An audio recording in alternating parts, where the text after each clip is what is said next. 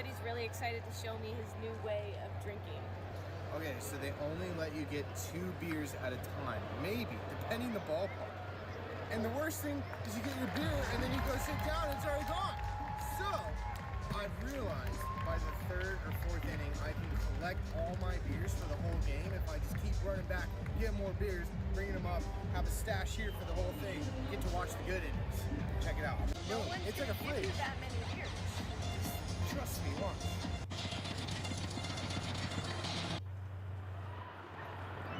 I gotta hustle if I want to hit my goal though. You are not. Trust me, I just gotta get a different number. Big and safe. It's a lot of money. Came back with 2 more beers and a 50-50 raffle ticket.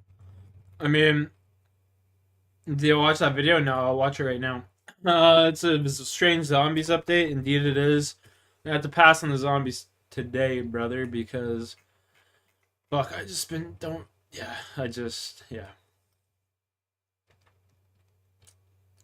a cringe day.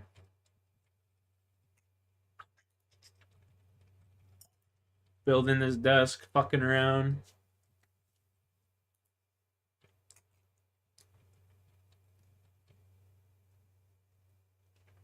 G'day guys, I am recording this video because I am bloody pissed off at Apex and cheaters as a whole. In this video, we're going to be name dropping some big streamers. First thing I'm going to have to explain about the DMA ban wave that went through that Apex was very proud of, and I guess rightfully so, but so many people misunderstood it and thought it was some amazing thing. And while catching over 1,000 DMA users is a good thing, that is just a drop in the goddamn ocean. So let me explain to you why that is real. Yeah, Brainsy, So yeah. a DMA is a device that actually runs the cheats, and you plug it into your PC, and the way it works is it hides itself as something like a sound card, for example. So the cheats are technically not running on your PC, and it's just a connected device to your PC that runs the cheats, making it Like beta harder users. theoretically to detect. But if something like Apex Legends Anti-Cheat discovers the software that's hiding the device, then they can determine that you are using the DMA device and ban you. These devices come with preloaded software to hide the device,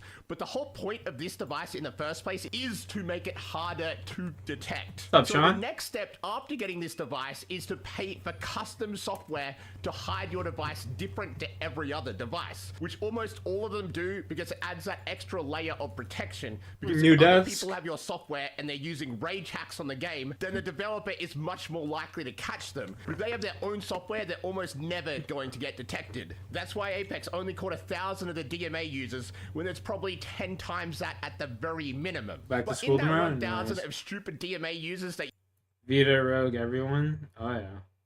use the default software, one of them just so happened to be a massive Spanish streamer that some of you guys might know by the name of Up Sushi. He got banned and did an absolute bloody vanishing act. He didn't try the, it wasn't me, I didn't do it, because the way Apex Anti-Cheat works, if you're manually banned and they don't attach a clip of why you're manually banned, many of the people get unbanned that are banned by people like Hideouts through EA support system. Really corrupt in my opinion, but it's just the way it is. But if Easy Anti-Cheat detects the DMA device like they did here, your chances of getting unbanned are basically 0. There are some workarounds and people change their IP address and try to say they were hacked, but for the most part, they're probably not getting the account back, which is exactly what happened to Sushi because he wasn't Cheers. able to appeal the ban, so the motherfucker just did a goddamn runner. I have absolutely 0 doubt in my mind that he's already under a different alias and trying to cheat people from money in Apex competitive like he's been doing his entire career, but at least he's not making any money off social media anymore.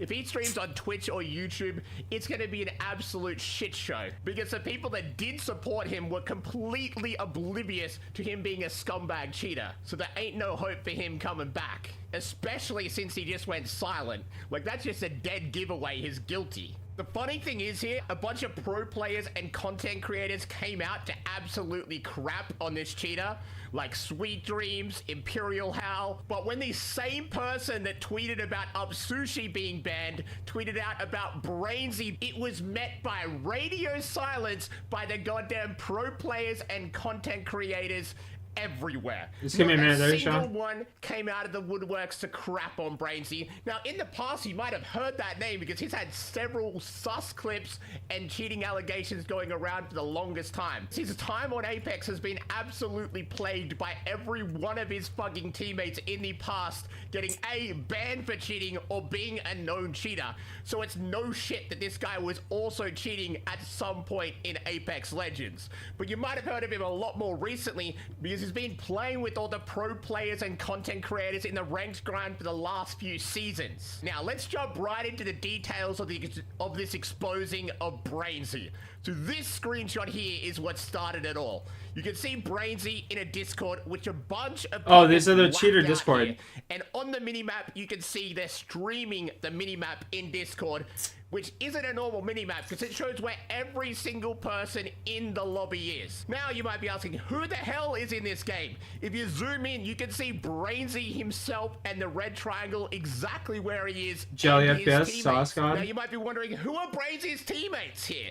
Are they pro players? No. They're people that have been banned for cheating in the goddamn past because of shit like this. So in this screenshot, you can see not only is this definitely Brainsy's Discord, but he's part of the team that is live streaming this minimap. So people like him don't have to run the cheat himself on his PC. He can just view the cheat himself and get the benefit of it, making it so he will never get banned for this cheat. Now, the funniest part about all of this was his own goddamn response. One of his very few own fans going to his Twitch stream and asking what the hell happened on Twitter and if he was indeed cheating, which Brainsy's response was this. It's called Photoshop. You never heard of Photoshop? Hell yeah, it's fake. Bro, who are you yapping to? No way these guys are still on your fucking case currently. They're on my dick. Now, anyone with 2 brain cells that can rub them together knows that response is bullshit and a straight out lie. You can see Brainsy on the minimap with known cheaters in the Discord, his own profile. That is not just some bodgy Photoshop. That is legitimate evidence from one of his own friends ratting him out. Now, why might his own friends rat him out? Now, I believe because the statements he made by talking to one of his friends in stream, that it was his own friend that got banned and then tried to burn the bridge and take them all down with him, which is why he ended up getting exposed in this screenshot. But I can't be 100% sure of that. That is just my personal belief. Now, the funny thing about the whole Photoshop allegation that is obvious bullshit to anyone with the brain, later he proves it's bullshit. Within the next hour, he gets joined by his homies, Chaotic Match, a pro player trying to grind for #1 pred. But who better to grind to #1 with a goddamn absolute scumbag known cheater? And this is what he said to him when Chaotic brought it up. Did you see that tweet that got made about you? Hell yeah. I'm already knowing, bro. I'm already knowing. That's old news, bro. That's like 2 Two teams on the right. That's like I know. That's so old. Bro, it's pathetic though, because it's like if they want to come at you for that 2 years ago, they could come out. They might as well go at skill kicks. Yeah. Same Yeah. shit. And also, why are they posting it a year later? Why didn't they post it like when it happened? So wait, wasn't it Photoshop a moment ago? But now it's just old? Now it's old news, okay? Then why don't you come out, make a goddamn statement and be like, yo, I used to cheat. This was me. I messed up. I no longer do it.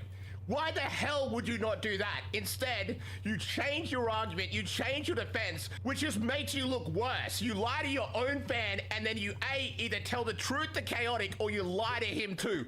What is the truth here, buddy? This is quite possibly the worst response I've ever seen. Not only do you make no public statement to anyone, nothing on Twitter to refute this, you go and try sweep it under the rug and be like, it was ages ago. No, bitch. Once a cheater, always a cheater in my mind.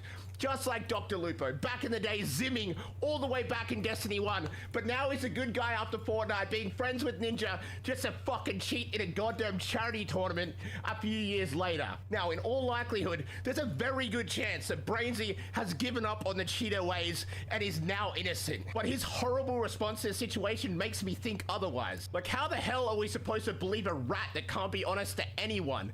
let alone someone that's cheated in the past. Like, it's very likely because this guy has dedicated his entire life to Apex Legends. He doesn't go outside. He's got no girlfriend. He's got no fucking social life.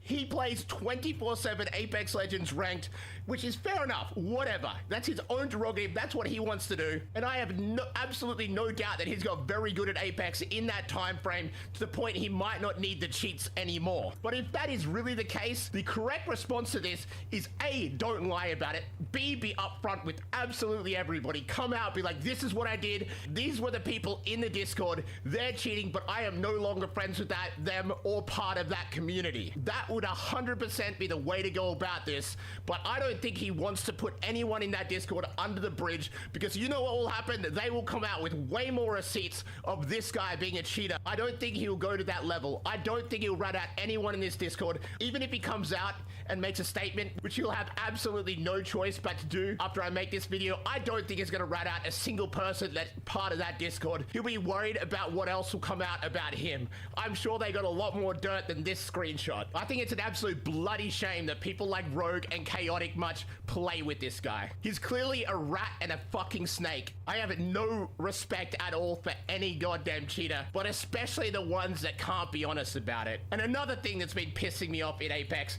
is people that put these— You know what? I have pedestals. more respect for a person that cheats and then like they're honest about it. Like it's like, yeah, fuck it, I'm cheating. You know what I mean? Whatever. Fuck you. Get good. I have way more respect for people like that than fucking cocksuckers like this brainsy motherfucker that just try and hide it. 100%. That's just my opinion. People like Adam Bradley, who, if you haven't followed closely, likes kids. Did he win? I sell child. I made him lose his mind a long time ago and come out with all of that. These cheaters aren't stand-up people. 99.99, actually I'm gonna go and say 100% of them are all absolute scumbag creatures that you wouldn't want in your circle. I don't know why pro players and content creators would be friends with someone like this. Literally the whole reason people cheat in the first place is because they lack the moral compass and only care about themselves. It's all for personal gain at the detriment of everyone else. That's not the kind of person you want to be friends with, or to even be in your circle. Now, people can change, so I'm hoping the way Brainsy goes about this is the right way. And that's putting this all behind you and being honest for the first goddamn time in your life. But one of the reasons I'm so goddamn annoyed is I tried to play Apex yesterday, and it was an absolute shit show. So I get on, and within 2 games, I hit Master, but it was the least climactic master I've ever gotten in my goddamn life, because my teammate that they randomly put on my team was fucking rage hacking. Yeah, do your thing, Sean. Gonna devo me in a second. Shit on her. Nice! Oh my god! Masters. You guys are better? Nah, it doesn't count. Our teammate is like 90% cheating. Aimbot and walling, which are— I'll be right back.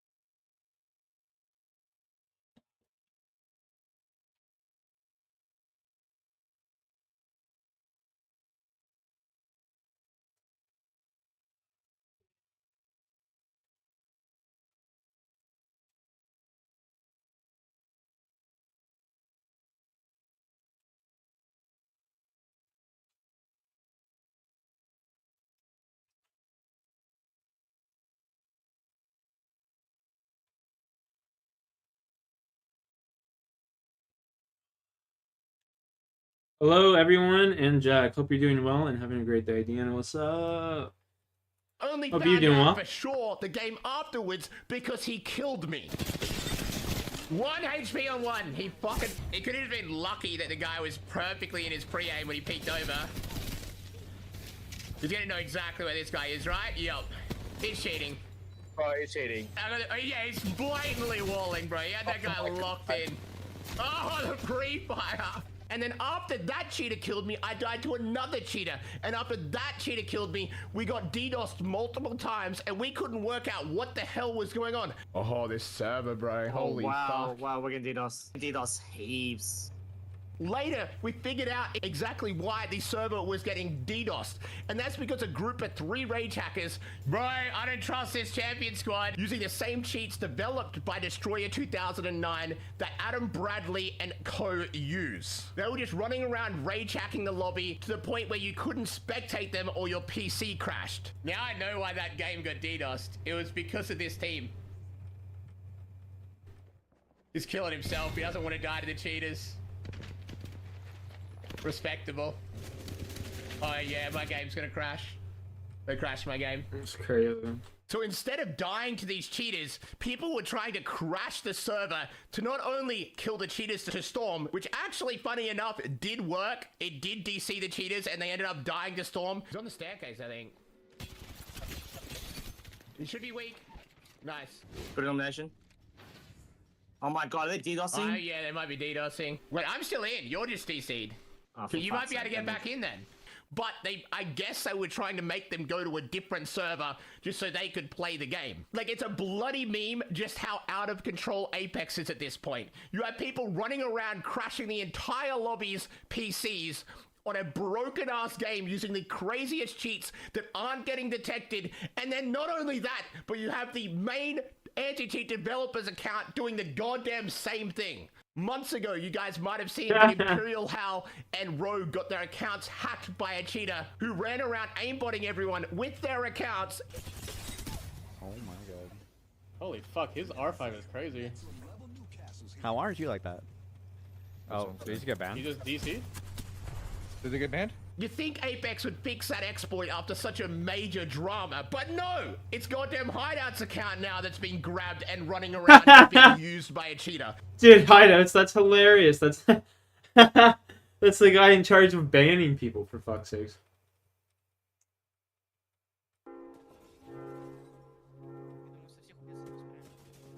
That's how crap and out of control Apex Legends is at this point. It's almost at the point where it's unplayable garbage. Not only is it an absolute shit show with cheaters everywhere in every lobby, whether you're on console or on PC, it doesn't goddamn matter. You got cheaters in your lobby, I promise you. But you got pro players and content creators playing with these goddamn known cheaters, making it more acceptable in my mind to cheat. Fuck cheaters. Fuck the guys that play with them. I'm out. That is enough. That is all. I'm pissed. See you guys later. Good video, Jay. It was a good video, bud. Well worth the watch.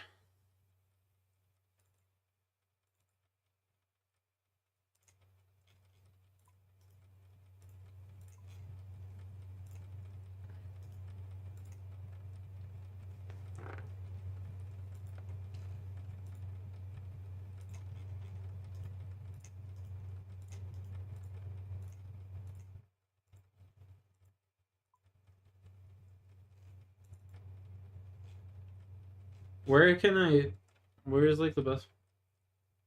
Probably be Catherby, isn't it?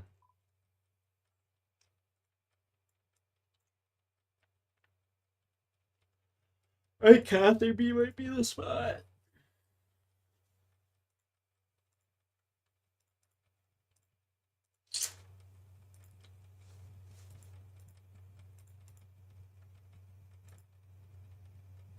On an otherwise uneventful Thursday afternoon in May 2019, 15-year-old Kaylee Juga returned home from school with her mother. They turned on some music, joked around, and relaxed.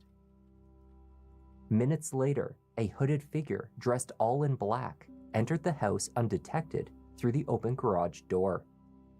A doorbell camera across the street recorded the sound of gunfire. 7 shots rang out across the usually quiet and peaceful neighborhood. Moments later, the hooded figure ran from You're the the scene. goat, Jay. Mother and daughter still inside. And that video is one of the reasons I don't really like playing Apex too much anymore, by the way. It's just fucking, like, you can never tell even if these people are legit, if they're actually cheating or not. Which is just fucked, you know what I mean? It's like one of the reasons why I don't like playing it, for their sure. lives. It's like the game has so much potential, dude. Like, so much potential. It's just that people that are in charge of the game just don't fucking care, you know what I mean? Hi there, I'm Kevin, and welcome to Just Thought Lounge. Today's case.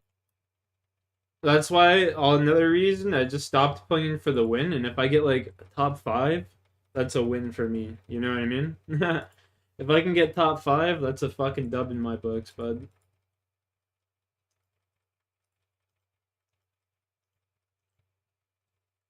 That's a fucking dub in my books. Case is a heartbreaking story of youth, obsession, and ultimately, violence. Let's take a look.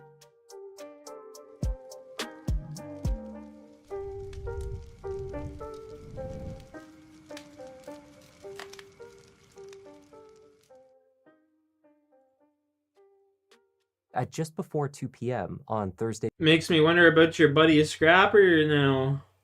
If he's sitting there playing with Brainsy, like, no. I don't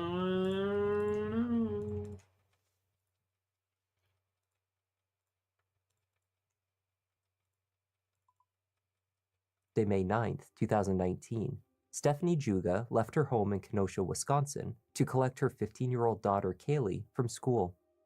Stephanie ran her photography business from the house, which allowed her to do the school run both ways on most days of the week. She and husband Nick had 3 children. The eldest, Tyler, was already out of the house. Their youngest, 11-year-old Mason, attended a local primary school. At roughly 2:20 p.m., Stephanie and Kaylee pulled into their drive, opened the garage door, and entered the house. Inside, they played some music. This was their time together at home, the time each day when just the girls are alone in the house. They danced and joked around. A few minutes following their return, Kaylee went to her room to get ready for a shift at her part-time job. Stephanie retreated to the master bathroom to finish drying her hair. Then, at 3 p.m., the sound of gunshots pierced through the noise of the hairdryer, followed by screaming. At 3:02 p.m., Stephanie placed a call to 911.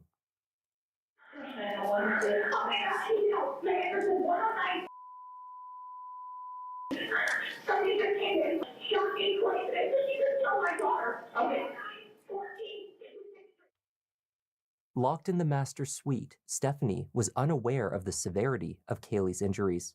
She feared leaving the room in case the shooter was still in the house. However, Stephanie believed that she knew exactly who the shooter was. So you're just gonna leave ex-boyfriend.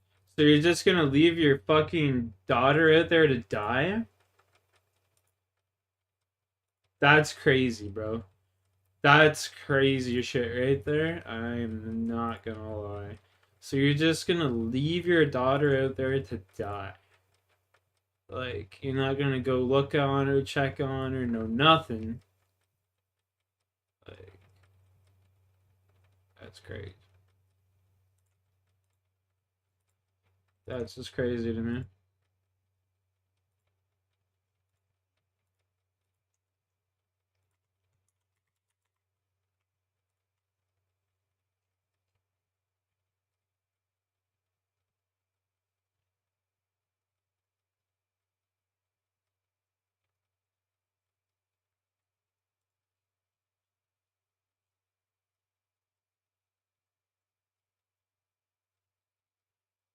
That's just fucked.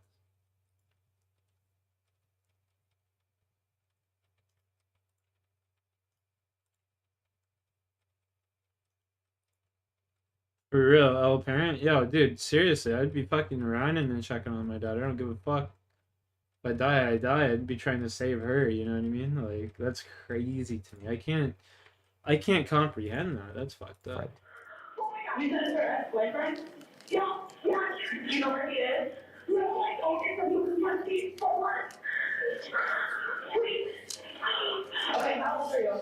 She's been shot already, so I can understand. But at the same time, like, I don't know, it just doesn't make sense. That don't make no sense to me.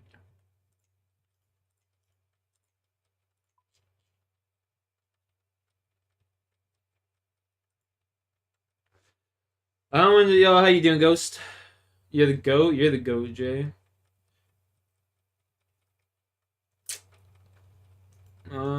Mahogany. What do I need? What do I need? Fucking 18 more maples.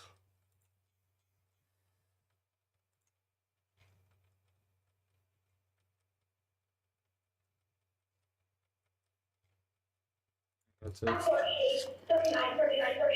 Oh my God. Oh my God. Fire in the hole and rip the smelliest one. Relatable though. Help my daughter, please. You go help your daughter, you dumb cunt. You're the one.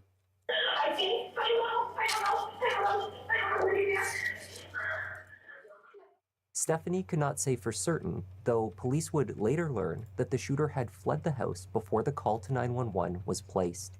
The attack was over. Uncertain of this fact, Stephanie nonetheless left the safety of the bathroom and ran back to Kaylee's room. There, Oh, it's about time. Holy shit, lady. Fuck. she found her daughter on the floor.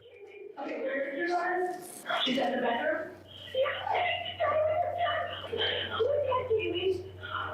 Okay, what is his name again? Monkey Phillips. F-U-L-L-E-R? Monkey Phillips. He's gonna be a foot and he's on foot, you know? There's a lot of people coming. A lot. They're gonna come help you, okay? Oh my God. How old is this Marquise? 15. 15? Yes. Deputies from the Kenosha Sheriff's Department arrived alongside EMTs at the house swiftly. They found Stephanie Juga in the bedroom with Kaylee. She had sustained a gunshot wound to her left arm, just above the wrist. A second shot had hit her right side. She had nonetheless been vigorously performing CPR on her daughter. Kaylee was rushed from the house to the front yard for further emergency treatment, while Stephanie was taken to the hospital only a few blocks away. Even with the rapid response and proximity of the hospital, Kaylee's injuries proved too severe. She was pronounced dead at the scene. She could have survived if her mom actually tried fucking helping her sooner. The Milwaukee County Medical Examiner found 4 gunshot wounds to her chest Ooh, and maybe a not. 5th to the head. Definitely Medical staff later speculated I take it back. that even if a team of surgeons had been physically present in Kaylee's bedroom the moment her attacker fired, they would not have been able to save her. Yeah. 5 gunshots and 1 to the head, there's not a chance. Stephanie Juga survived the And if attack she- after undergoing multiple surgeries. If she does survive, then it's like crippled for life type shit. To her arm, chest, and abdomen. As soon as she was able, she spoke to detectives about what had transpired in the moments before she was shot. She described hearing a blood-curdling scream, followed by a bang from her daughter's bedroom. She rushed to check on her, and standing at the threshold was her daughter's ex-boyfriend, 15-year-old. Chat.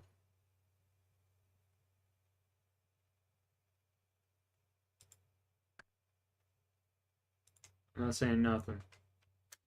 Martise Fuller. She pleaded with him, stating, "You don't have to do this." He replied, "Yes, I have to." He raised his arm to his chest and fired. Stephanie escaped behind her bedroom door, though she was pursued by the shooter, who kicked it open. Then, he fired once more. Retreating further into the master's suite, she managed to lock herself into the bathroom. From there, she placed 2 phone calls. The first to her husband, the second to 911. Call 911. What the fuck are you messing around for?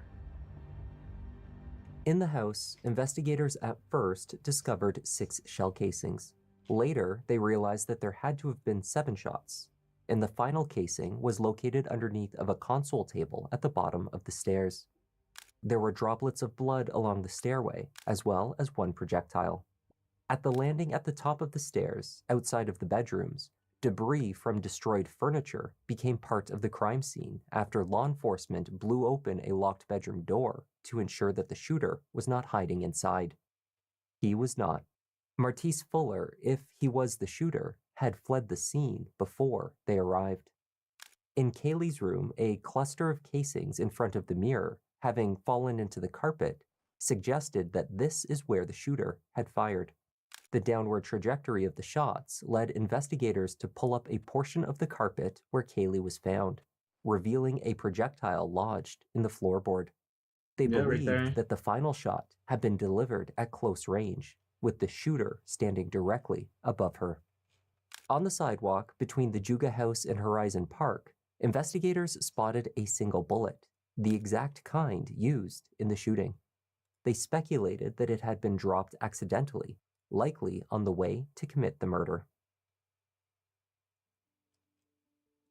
15-year-old Kaylee Juga was a varsity cheerleader. She played on the softball team and was an honor roll student at Bradford High School. Kaylee excelled in anything she put her mind to.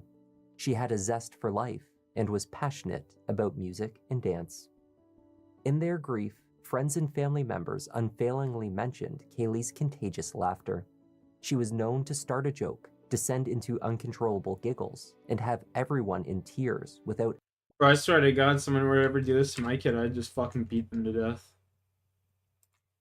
Straight up. Or just fucking go, wait for them to be getting transported to, like, jail or whatever, and just fucking shoot them in the head then. There'd be no playing around. I'd make sure that cocksucker died. Ever reaching no jail time for him. It was impossible not to share in Kaylee's joy and laughter. She would always make a room light up with her smile anytime, or her laugh. Her laugh is, you can always remember her laugh. I can hear it all the time. You know, it's very memorable. She was such a loving person. Kaylee loved cheer. She loved being with her friends. She was just a bubbly person. She made everything a great time. Kaylee's fellow cheerleaders honored their friend with a special routine followed by a moment of silence.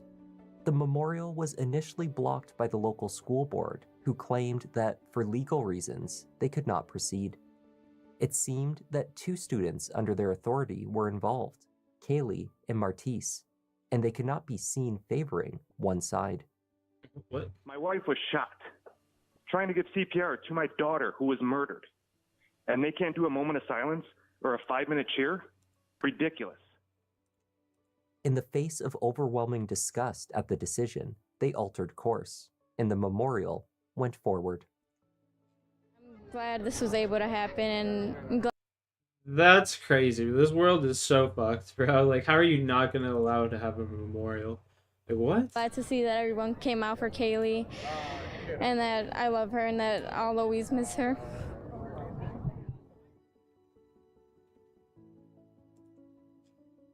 In the immediate aftermath of the murder, the shooter, believed to be Martise Fuller, had fled. Despite what must have been a rapid and chaotic encounter, Stephanie Juga was well placed to identify him. Martise had entered the lives of the Juga family a year before. When Kaylee first brought her new boyfriend home, he was generally well received.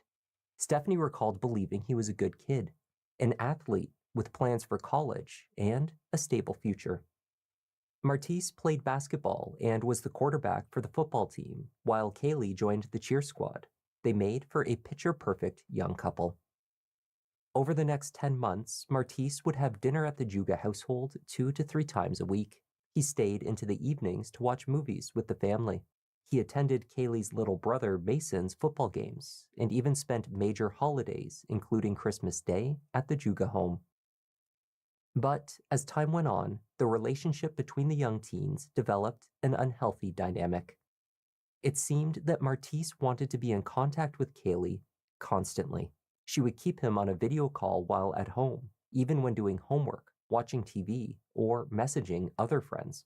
If she was out, he would call and text incessantly, refusing to stop even when Stephanie sat him down and explained that his behavior was disruptive to the family. He rejected her assertion, laughed it off, and kept calling.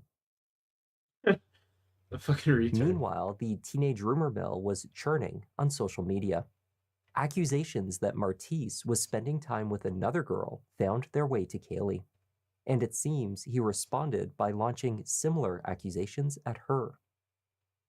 The summer before the murder, a friend posted to Martise, "Weren't you just hanging out with another girl yesterday? Kaylee deserves better." On X, which was still Twitter at the time, Kaylee wrote, "I didn't do anything. Can never believe me. I swear to God. Sick and tired of this." The assumed third party wrote, "Me or Kaylee?" And LMAO, wait, but you cheated on both of us. And funny, because he was with me yesterday.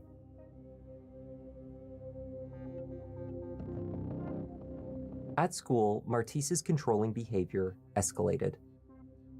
An incident in the hallway in Bradford High School took a scary turn when Martise blocked Kaylee and demanded that she hand over her cell phone. School security had to be called to de-escalate the situation and physically restrain Martise. The experience left Kaylee in tears. At that time, the school instructed Martise to keep his distance. Their class schedules were altered and an agreement was put in place. One more outburst and he would be expelled. No more sports teams, no chance of a scholarship. He was to have no contact with Kaylee Juga. In February, he violated the agreement. He cornered Kaylee once more. This time, the incident was witnessed by teachers. It was on camera. Martise, nonetheless, denied it. What? He was expelled and reportedly furious. This guy's letting pussy ruin his By the life. spring, Kaylee had broken things off. She had first minimized the What we call the pop, man. The power of the pussy, dude. It will ruin your life, gentlemen. I'm telling you. Careful from that pop.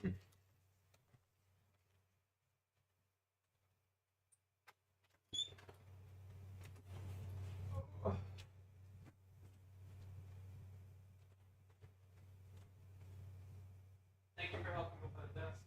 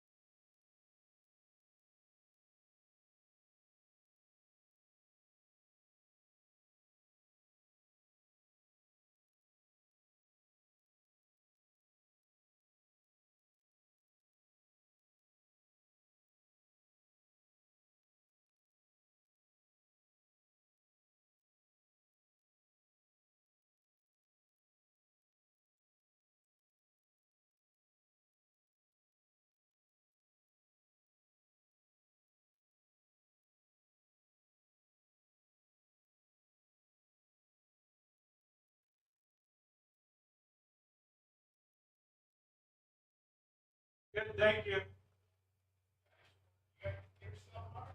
Oh yeah. Oh yeah.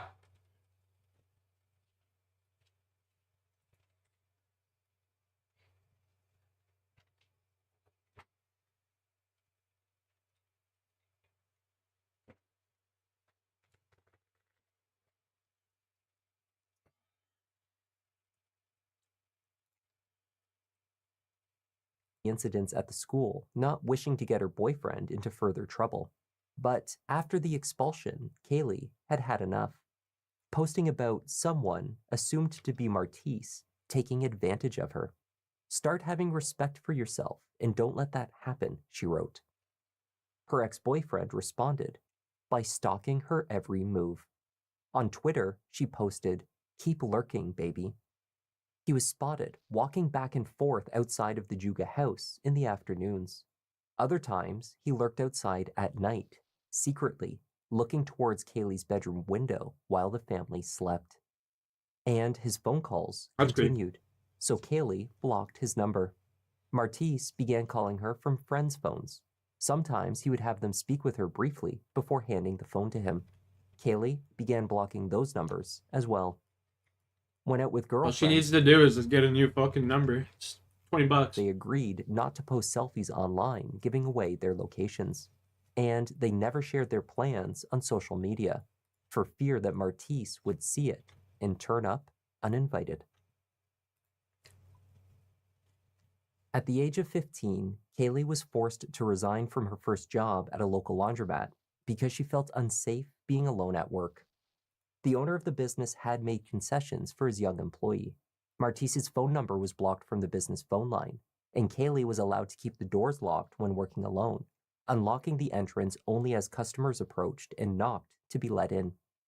Despite these measures, Dude, that's actually so cool of the fucking people to, like, her job to actually sit there and do that. Like, not many jobs would be willing to, you know, accommodate that. Like, that's crazy. On edge. In April, she wrote to her first employer, "To Brian, thank you for the opportunity to work for this company. I appreciate you hiring me for my first job.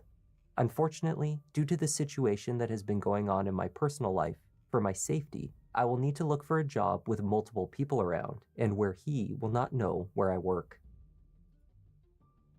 Kaylee went out and found a new job and hoped that her ex-boyfriend would never find out where.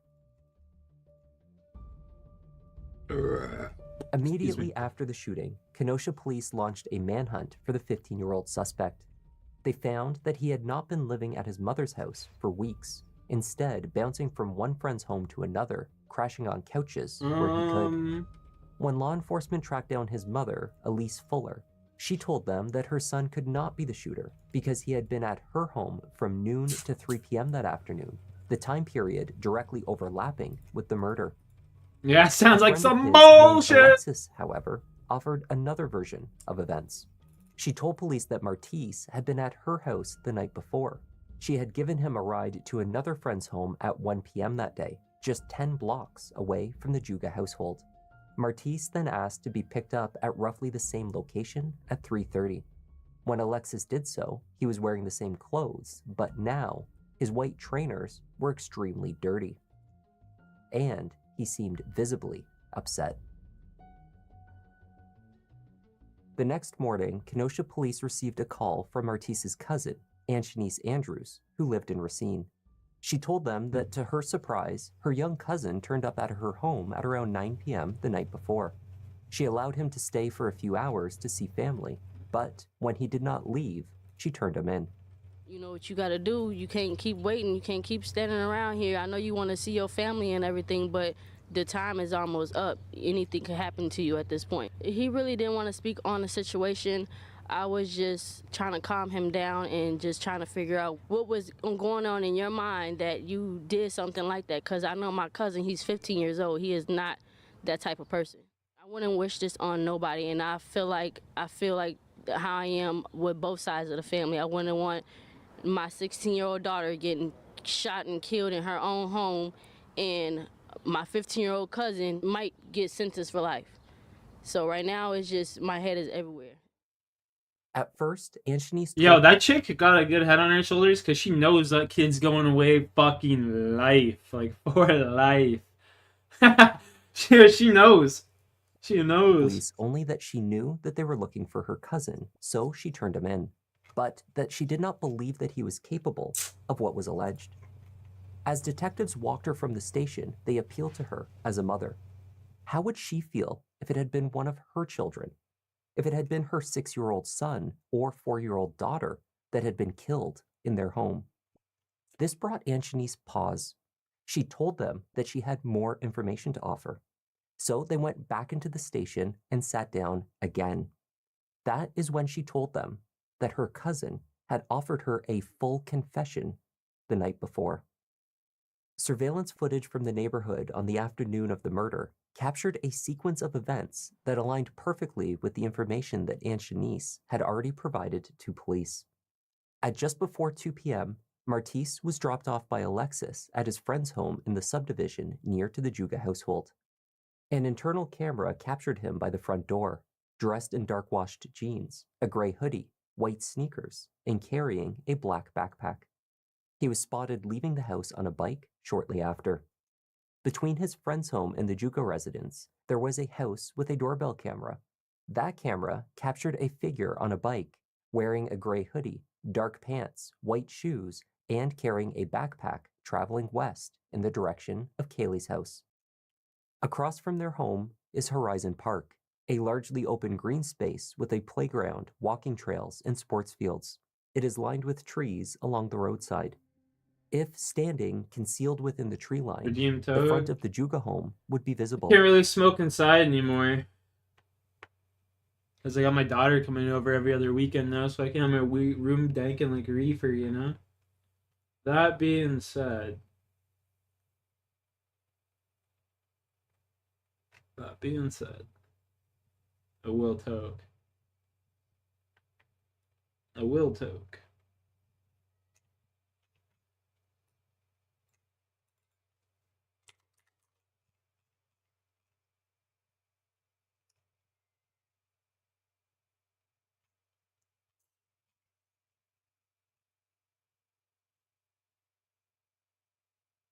So I can essentially get 70 crafting almost.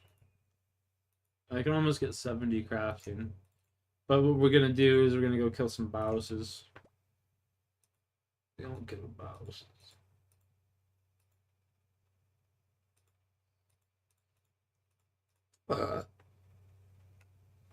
Excuse me. Pardon me. Ignorance.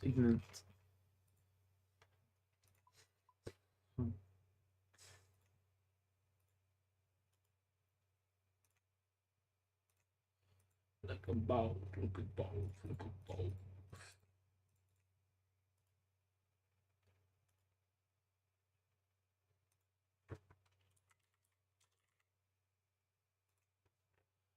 Like a bow.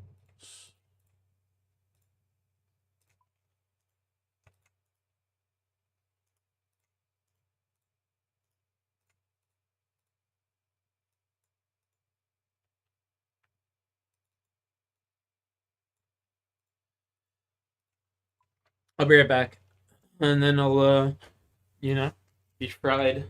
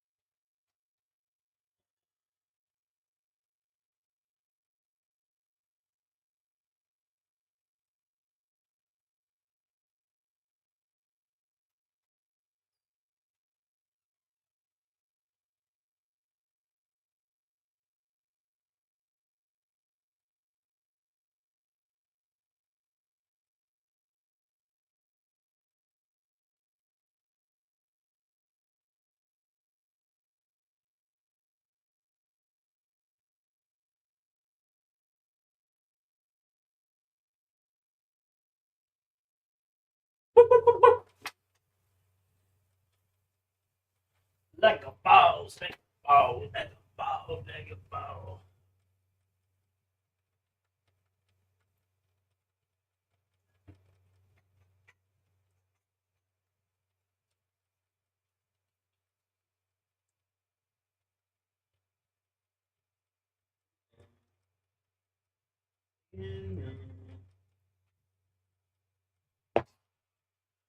Like a boss.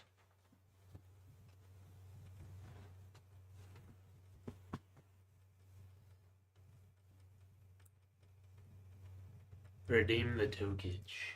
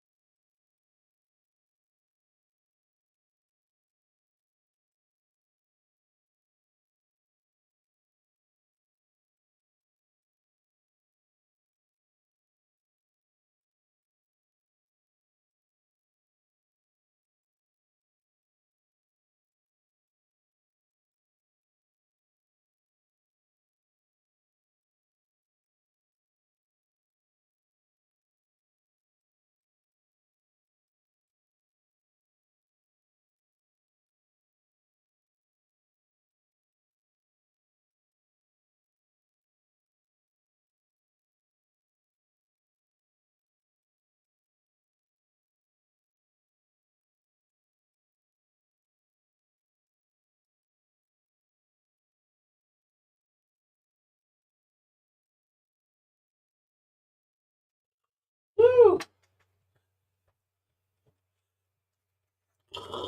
Woo! That one came from the toes, baby.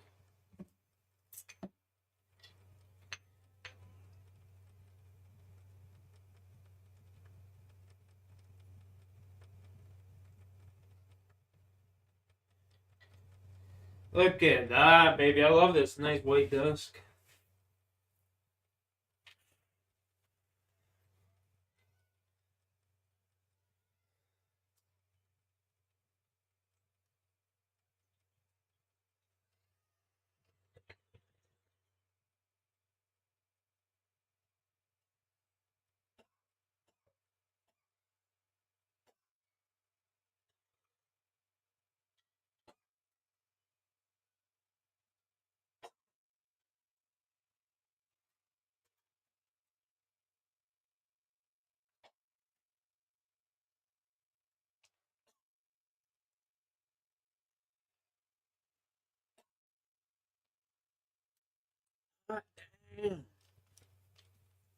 Anne Shanice explained that Martise had left his bike amongst the trees, changed his clothing, and kept an eye on the house. His intention, he said, was only to enter and shoot Kaylee once, maybe twice. He told his cousin that he watched as Stephanie and Kaylee returned home and entered through the garage. He knew their schedule. He knew that Nick would be at work, that Mason would still be in school.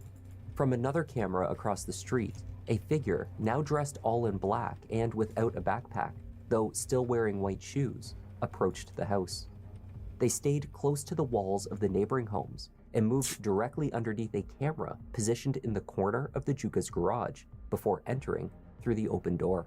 Had their camera system been working on that day, which it was not, the attackers' chosen movements would have avoided being captured, at least by the Juga family cameras. It's the thing, man. There's so many cameras nowadays, you can't get After caught entering with the everything. house, there was a period of just Caught over with 1 minute, everything. approaching 90 seconds, before shots were heard ringing out. At first, there was just one. 16 seconds passed before another was heard. Then, the shots continued in quick succession. 7 in total. The attacker was inside the house for a total of 3 minutes and 40 seconds.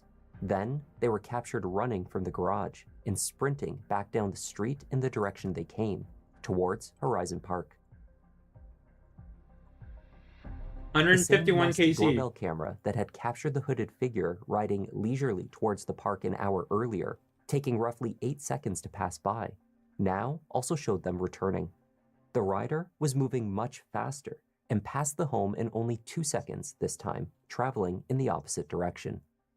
The returning figure again wore the gray hoodie, suggesting to investigators that he had changed back into his original clothing before leaving the area, just as Anne Shanice had said.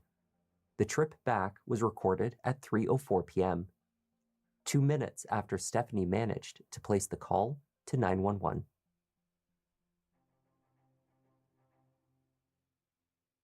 Martise Fuller was charged with first-degree intentional homicide and attempted first-degree homicide.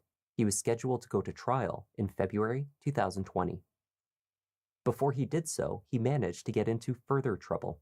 Prosecutors alleged that Martise, with the help of certain family members, was attempting to tamper with the jury. We were monitoring some jail phone calls from the defendant. The allegation is that the defendant got the names off of a chart of the potential jurors, that the defendant then memorized those names and made some assumptions about who was related to those individuals, and then began to try to contact people to get in touch with them. The supreme seriousness of something like that is that it really deals with the whole integrity of a jury trial. At the same time, at a pretrial hearing, Martise's mother, Elise Fuller, was arrested after an outburst in the courtroom. Following an exchange of words, He looks was like a expected to be ratchet charged ass with whore. He looks like one ratchet fucking whore. obstructing an officer. Jesus. Exactly what words she used in the courtroom were not reported.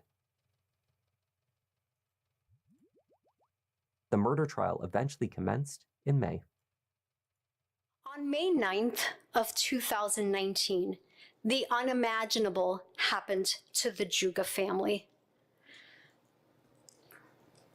A person that they shared Christmas Day with, that they opened their home and their hearts to, and let him share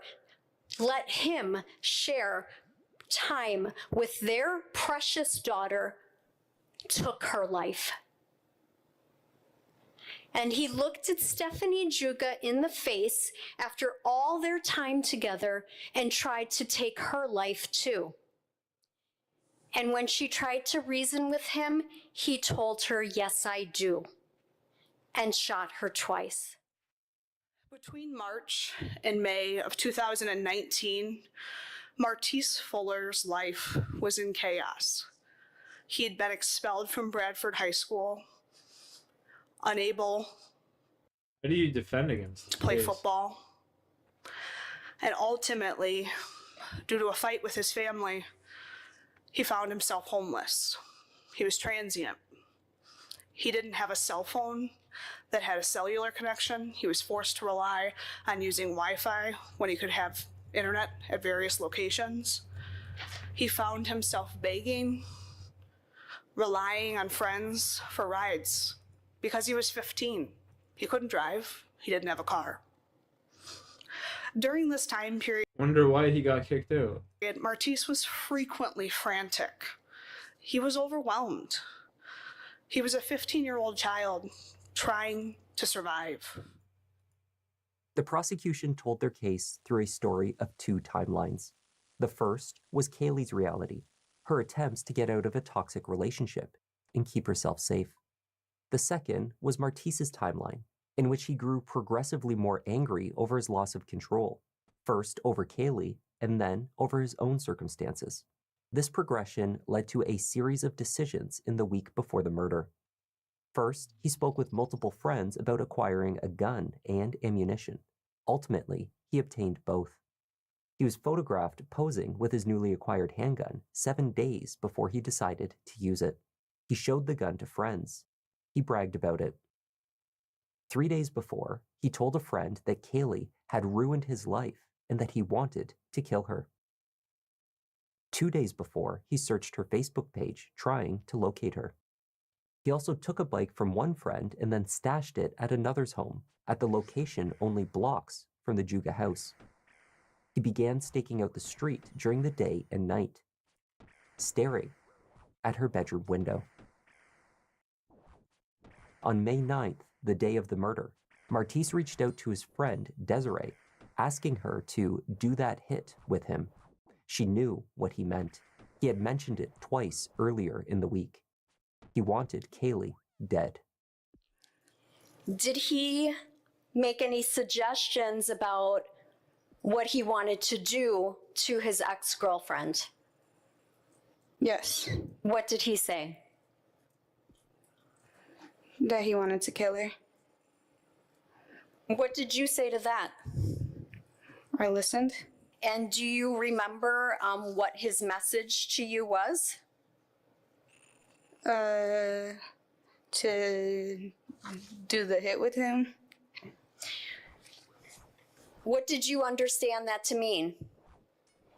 The obvious, to kill her. To kill the ex-girlfriend like he had talked about the day before? Yes. It says, I'm so mad, you need to do that to her. Say that again? Oh, he's I'm so gone. mad, you need to do that to her. He's gone. And what is the day and Yeah. time that that message was sent to you? Thursday at 11:52 a.m. Thank you. Desiree refused to take part, though she told no one about the conversation she held with Martise until after Kaylee was dead. By the time she testified at trial, she was already serving time at a juvenile facility for multiple unrelated convictions. Investigators were able Winners. to locate the murder weapon with the help of another one of Martise's cousins, a man named Dontrell Seymour. Dontrell led police to a drain sewer in Racine, where the 15-year-old had wrapped the gun in a diaper taken from a family member's house and dropped it in. Had they not been led to it, detectives believed they would have never found it. The same was true for his change in clothing, the black hoodie and white shoes that Martise was thought to have worn into the Juga house. Police were never able to locate them, though after discovering how he had disposed of the gun, they assumed these items were also likely to have been dumped into a sewer somewhere between Kenosha and Racine. There were too many to search. They did recover Martise's other clothing and the black backpack that he was seen carrying in the surveillance footage. These items were still with him when Anshanice turned him into the police the following day. In outlining Martise's mindset and his motive, the assistant principal at Bradford High School testified to the behavior that had led to his expulsion. Jill Schwensen was the school's disciplinarian. She routinely dealt with misbehaving teens. But Martise Fuller, she said, was different. Even after years of dealing with difficult and even violent offenders as a social worker, Martise Fuller had scared her. She spoke of his anger over being separated from Kaylee at school. Then, after he violated the agreement to keep his distance and learned he would be expelled, he called every office in the school repeatedly, trying to reach the assistant principal to have the expulsion overturned. He would not accept her decision, She eventually hung up on him. He was very angry with me. He called me a liar. He told me that I didn't know what I was talking about or what I had seen. He put his finger in my face. We had to take a break for him to take a walk. Ultimately, we had to call Dad to convince him to sign it.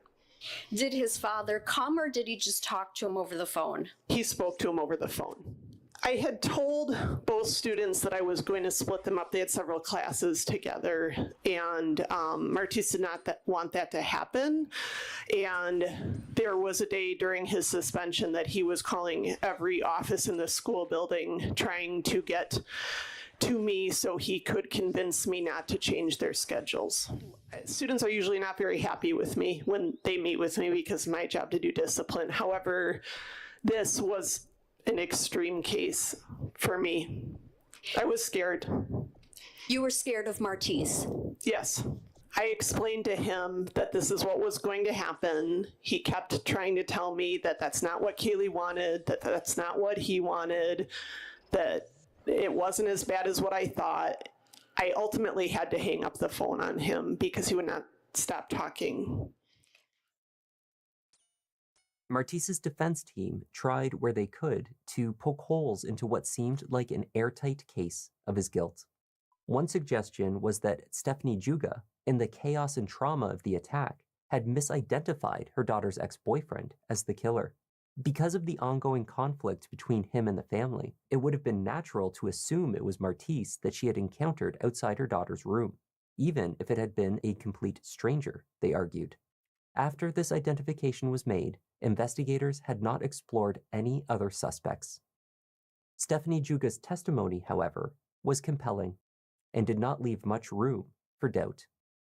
And I went running out of my bathroom, through my bedroom, and stopped in the doorway of my bedroom. Facing me was Martise with a gun. Did you say anything to him when you saw him? I did. I stopped in my doorway and I looked at him and I said, "Oh my God, Martise." I said, "Please, you don't have to do this." And he looked at me and he said, "Yes, I do."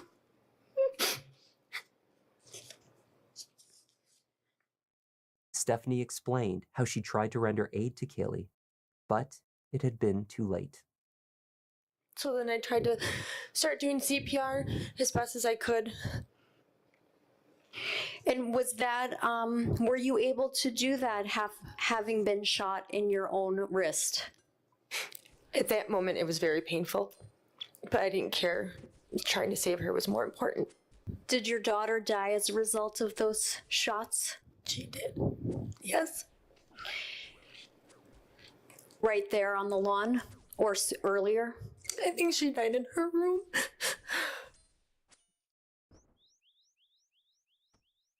And Shanice told jurors So close about to the defense confession level, her cousin made to her on the night of the murder. It was strange, she said, that he had arrived at her home that night at all. He was family, but they had never been very close. When he began telling her what had happened, she just listened. Then she called the police early the next morning. The detectives was telling me to Note put to my self. daughter in their shoes and to see how I would feel about, something happening like that to my daughter. Do you remember what additional things you told the officer at that time? So what did you say that the defendant, Martise Fuller, had told you about what happened at the Juga house that day? Well, he told me that he was watching her house for quite a while, and that he knew when she would be alone at her house. And then he said that when he walked in, they were listening to music, and her Kylie was in her room, and what, the door cracked or something like that. What? And he said that he shot at her once, and he freaked out and he snapped and shot at the mom twice. The defense did not call any witnesses, Martise did not take the stand to testify. The state closed by outlining the number of absurd coincidences that would need to have taken place for his claim of innocence to be viable. That Martise was unlucky enough to be misidentified at the scene. That his own cousin would know so many of the details of the crime before investigators had uncovered any footage or even completed an analysis of the crime scene. And that the confession she outlined to them would later be supported by so many facts. What a horrible coincidence if you're an innocent person. And then, here's a horrible coincidence. It's a cousin of yours who takes the police, who otherwise are never going to find this gun, to a sewer in Racine where they find the very gun that is the murder weapon. Okay, so you didn't kill her, but your cousin is able to lead police to the murder weapon, which looks identical to a picture we have of you with the same gun and to what your friend says is the gun you showed him. Just days before the murder. The last effort of the defense was to suggest that whoever the shooter was, they did not have the requisite time to leave the Juga home at 3 p.m., run to the park, change clothes, then be the same person captured riding the bike in the opposite direction just 4 minutes later. The timeline was impossible, they said. In rebuttal, the state suggested the timeline was in fact flawless. It was 0.32 miles from the park to the Juga house, which could be sprinted by a high school athlete in less than a minute. Riding a bike from the park to the house with a doorbell camera, a distance of 0.17 miles, at the speed the rider was going, would take only 30 to 40 seconds. That left a comfortable 2 to 3 minutes to change clothing, and the clothes they believed he was wearing would have come off quickly. A black warm-up suit that was designed to be pulled over other clothing. The jury returned with their verdict in a few short hours. The verdicts read as follows. We, the jury, find the defendant guilty of first-degree intentional homicide as charged in count 1 of the information. We, the jury, find the defendant guilty of attempted first-degree intentional homicide as charged in count 2 of the information, dated today and signed by the foreperson. After the verdict was read, Martise looked to his family in the gallery. The realization that at the age of 16, he was likely to spend the rest of his life in prison must have set in slowly. It took a minute or two, but he tore off his face mask and began to sob.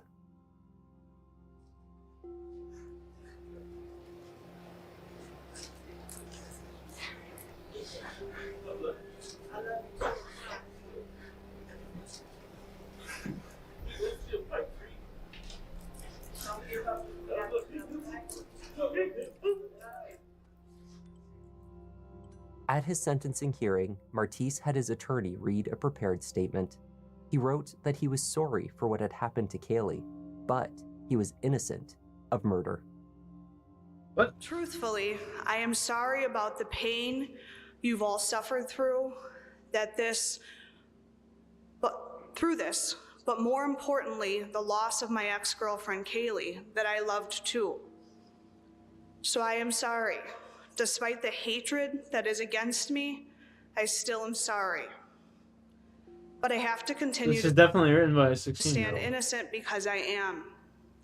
And I know that I've barely showed emotion throughout my time, but in all honesty, it is because it's hard to have tears left to cry knowing my mom lost a son, one of her children too. You sat emotionless until the verdict was returned. You seemed to have no ethos, no regret, no sorrow, no empathy. You are for you and no one else. You are a very dangerous and a damaged human being. Martise Fuller was given a sentence of life without the possibility of parole. He is currently serving his sentence at the Green Bay Correctional Institute in Wisconsin, where his family visits often.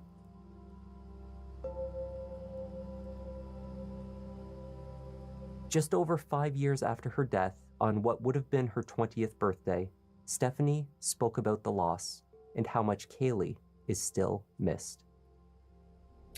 Today we celebrate.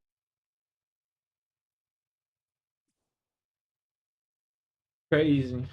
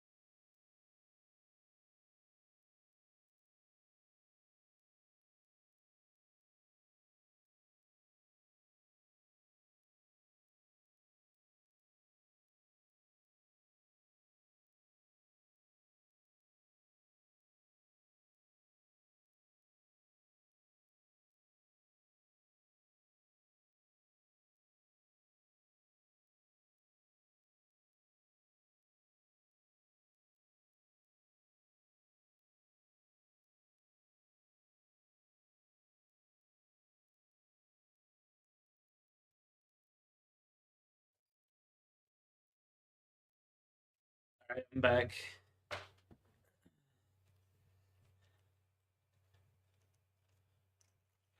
I'm back, baby.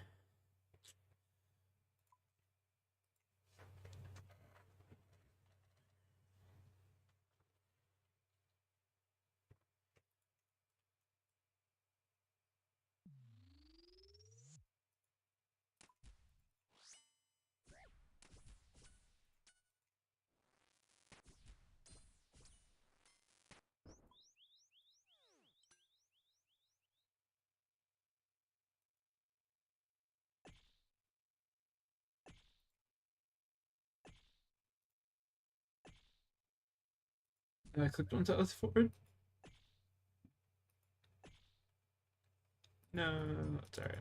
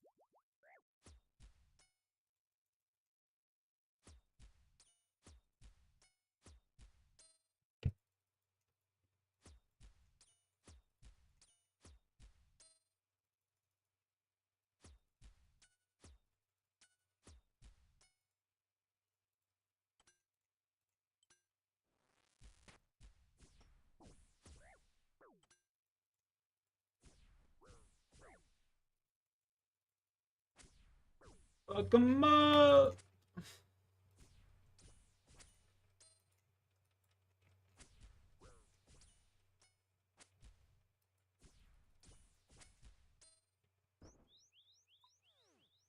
$6K XP till I get a defense 75.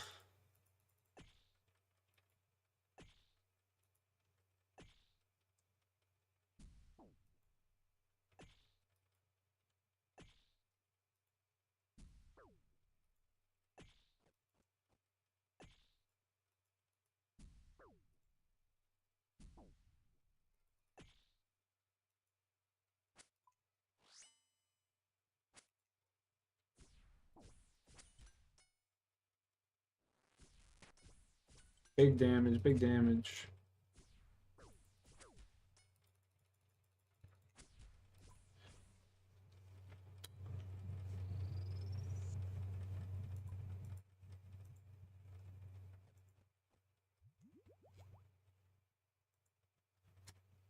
Big damage.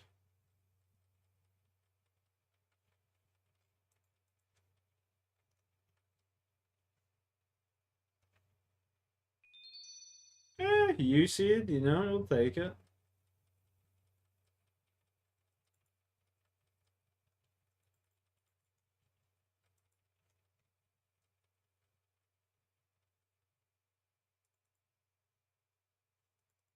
Can't go wrong with the usage, you know what I'm saying? Like, good farming XP right there. Good farming XP right there.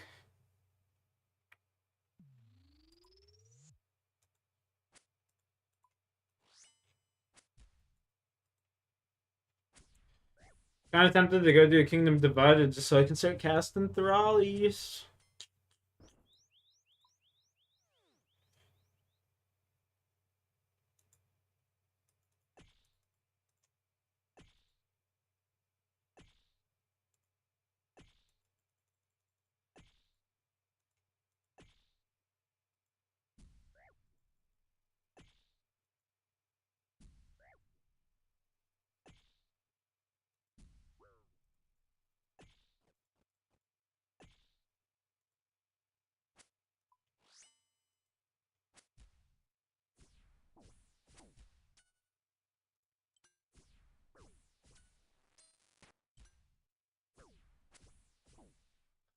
Holler.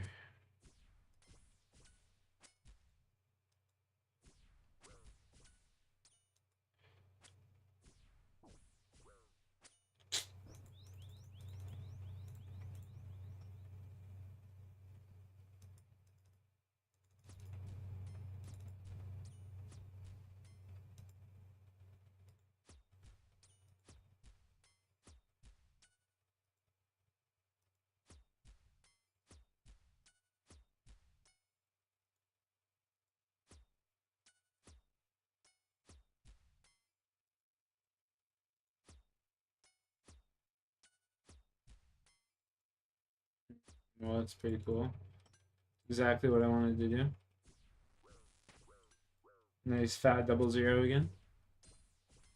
Love to see it.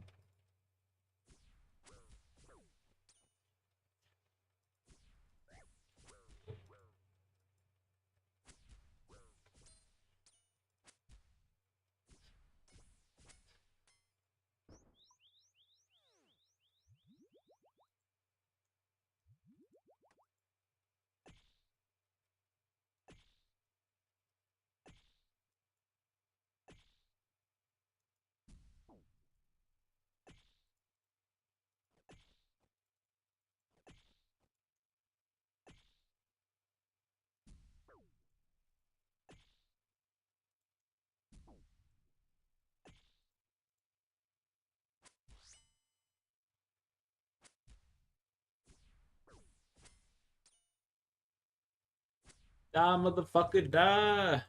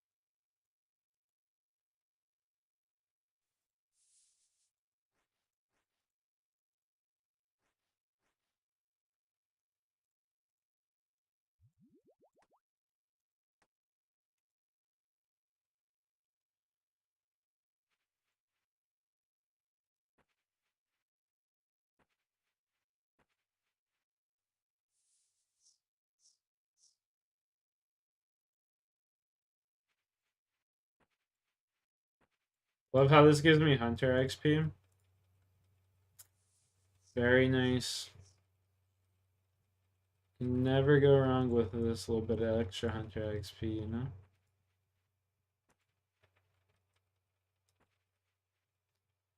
Very nice.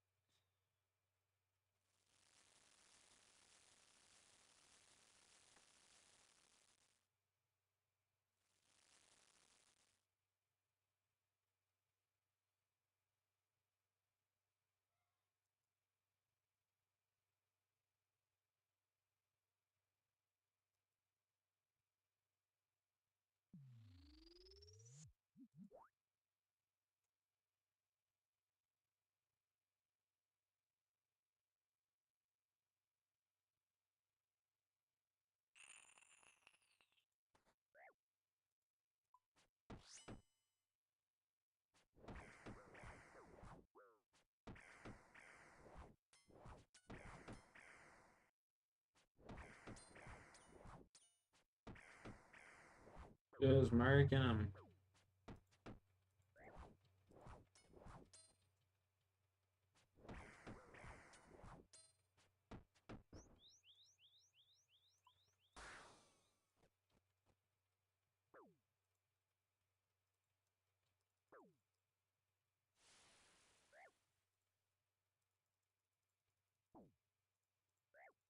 What's up, Rox? How are you doing, young buck?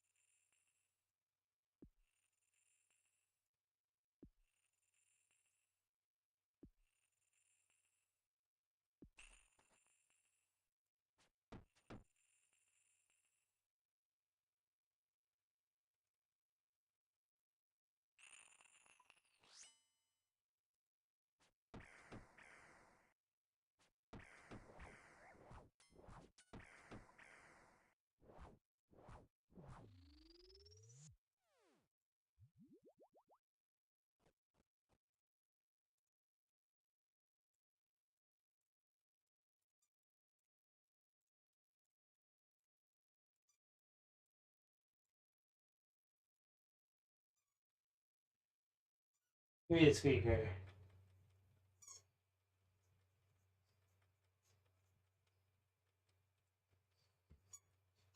Oh, you want to play, do ya? You want to play, do ya? Yeah, you want to play? I'm gonna get you. Oh, I'm gonna get you. What's this? I'm gonna get you. What's this?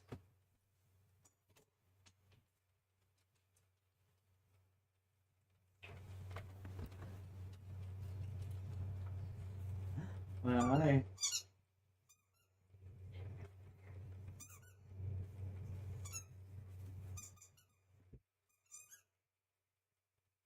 I'm gonna get it. Well, I'm gonna get you. Oh, I'm gonna get you. Where are you?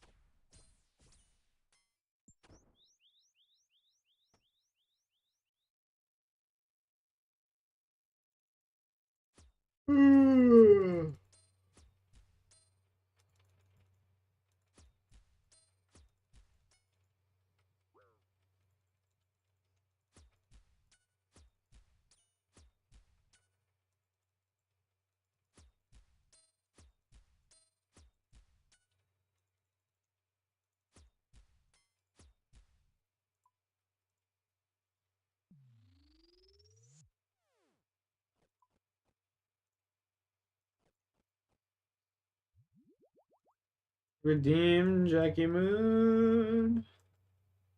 What's up, Jayski?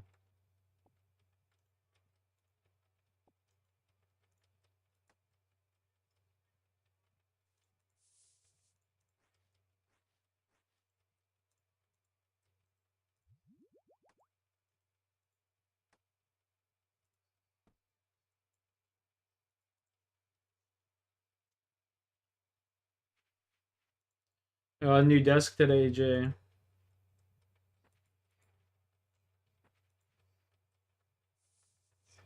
Blue Jays and who?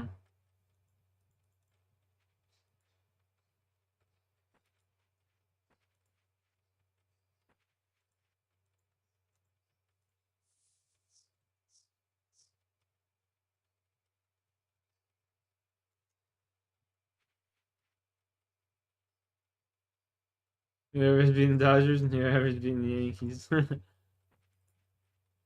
That's funny.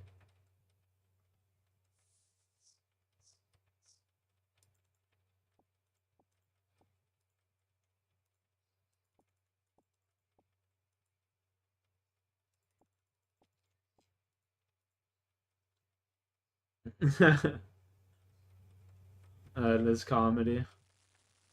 Alright, so we're gonna go kill Blue Moon and then we're gonna go kill Blood Moon. And let's see when the last time I got a drop was.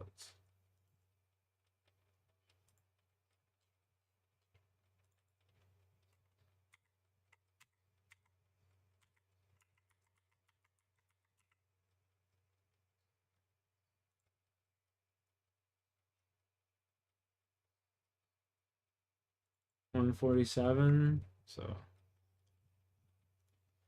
147 was the last time I got a drop. What are we on here now? 153. Okay, it's not bad. That's my desk. It's nice. It's adjustable.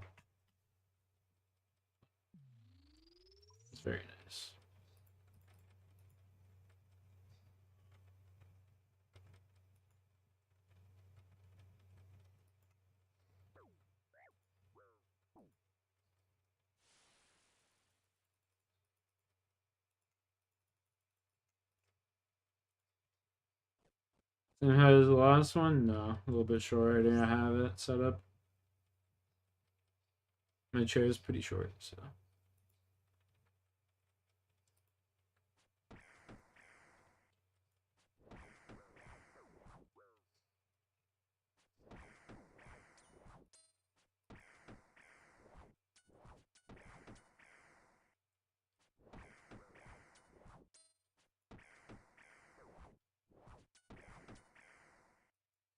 There's the defense level.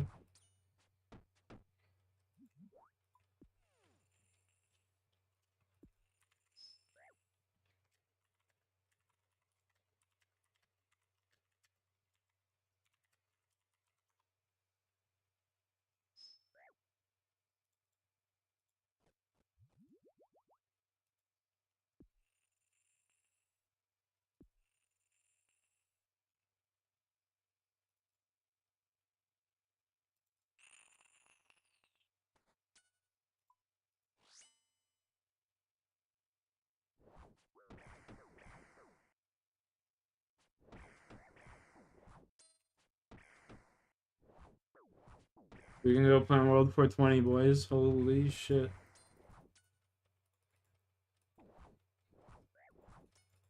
Kill him. I can go be the goat. Yeah.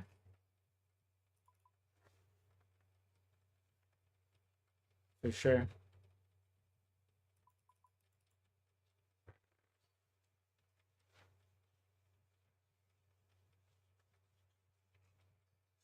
They all cheating, bro. It's the only way.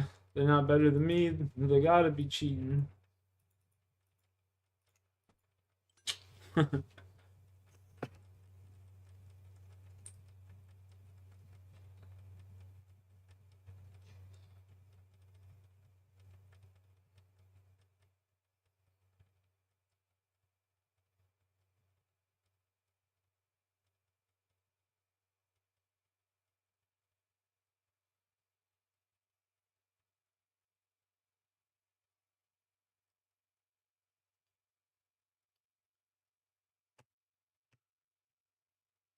Nice, very nice.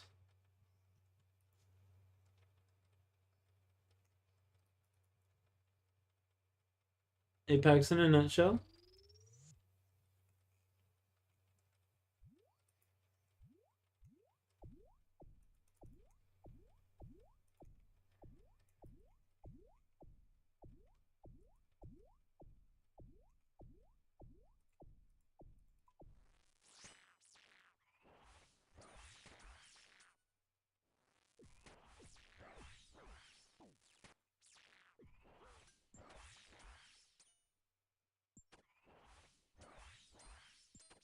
Nine plus presidency.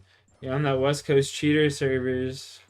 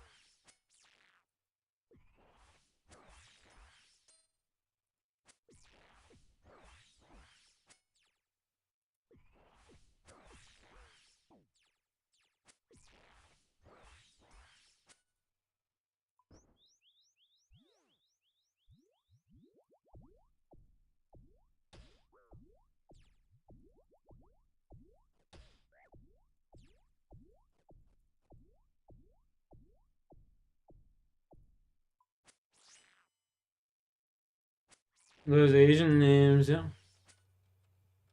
Am I not in court with the Coliseum Slayer? I don't know. I should hop in the court with the Coliseum Slayer.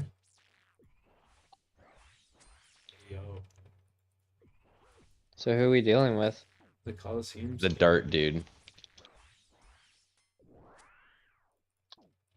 The one now, the It's the guy right under me. Nah, see, they're doing their own thing. Awkward! The tickler. The tickler.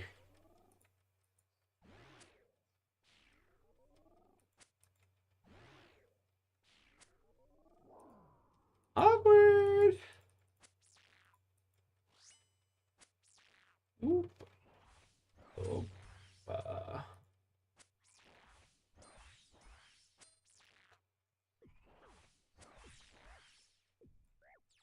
The tickler.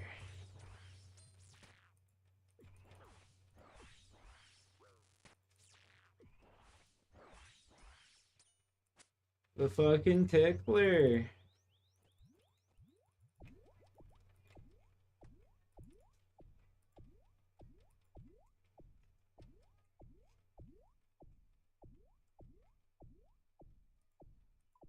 What map is it for Apex today, Jim?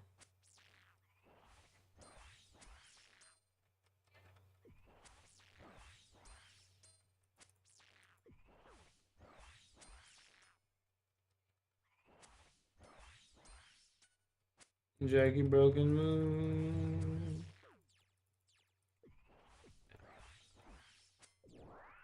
Broken Moon ain't it.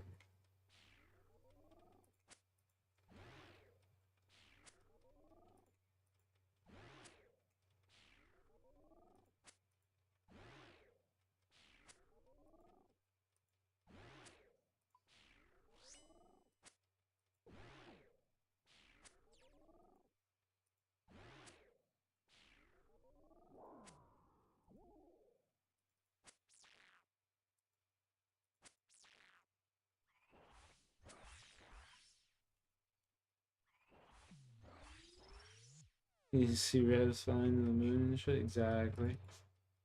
Like you. Tickler. The tickler.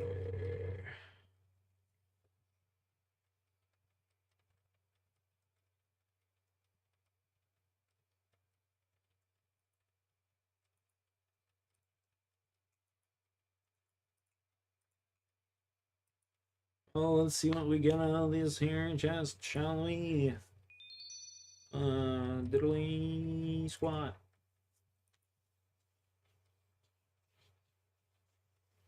Jay, you want to play some Apex, bud?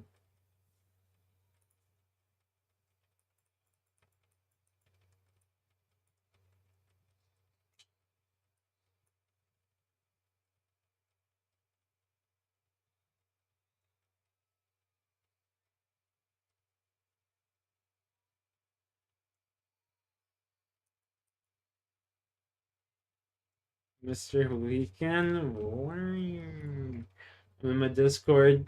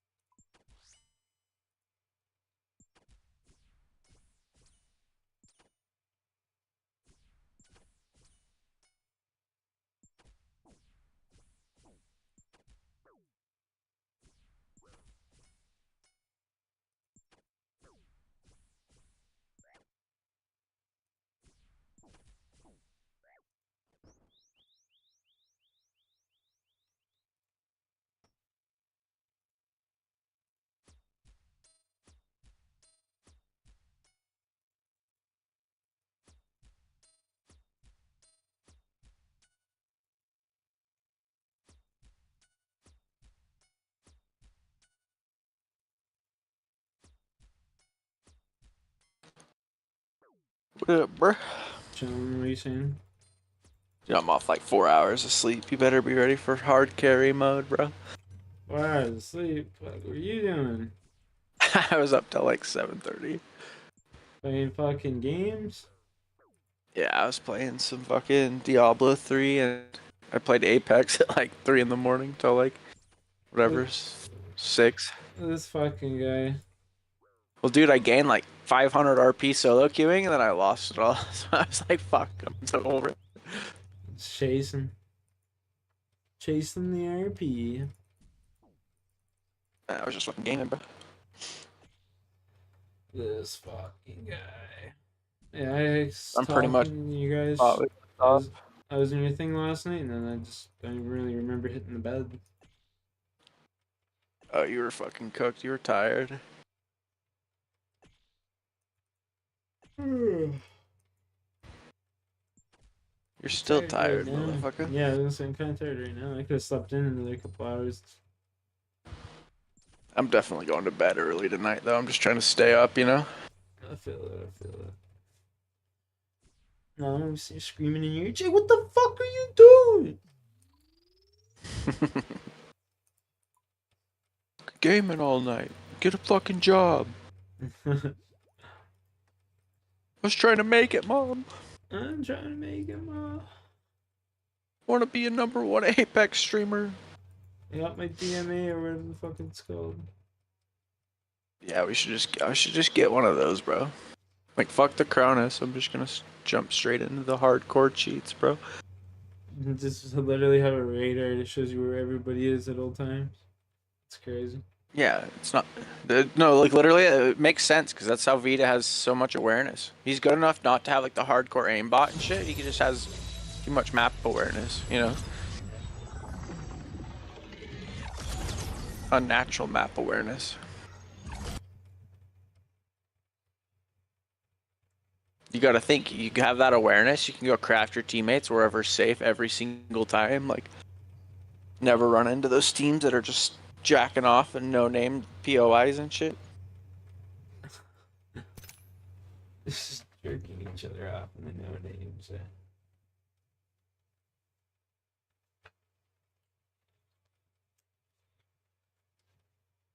You gotta think, even the other people that have those cheats, they see like, oh, there's Vita, we're gonna go kill other people and we'll fight Vita at the end, or you know what I mean though? Like, you know exactly who's in your lobby. Yeah.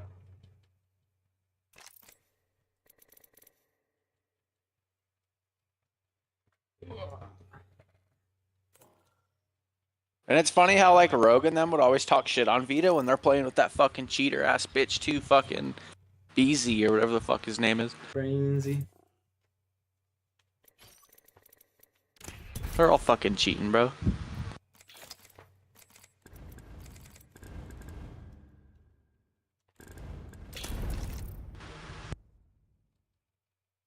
So I need you just to convert to the dark side, bro. You look good with your Hawaiian shirts. This is my dog right there, dude. Should go to the Discord and post a picture of one of them Hawaiian bad boys.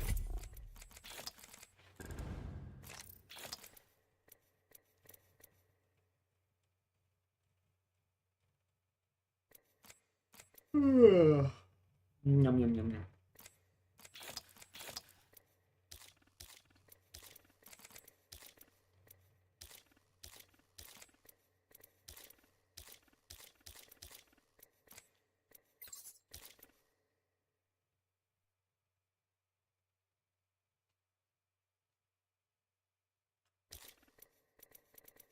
Should I buy 100 packs, Jay? You should buy me 100 packs. I knew you were gonna say that. You should have bought them last week when they were like on sale for half off, bro. That's when you should have bought them, bro. Bro, this thing shoots like balls. It shoots fireworks up into the sky. This one doesn't even have death blocks. It just has an animation for the. You pay for the animations now. That's hilarious. That's fucking stupid. That's hilarious, bro. Instead of just getting the anime. Oh, my mic's not open, but. Instead of just getting the animation for free, they make you pay for that shit now. That's so cool, man. I love that idea. Let's not finish quickly. Where's the fun in that? Not gonna lie, I'm pretty good at this. Okay, I do lie, but not this time. Random ass mirage. just catch a quick dub and then we can all hop off and be happy.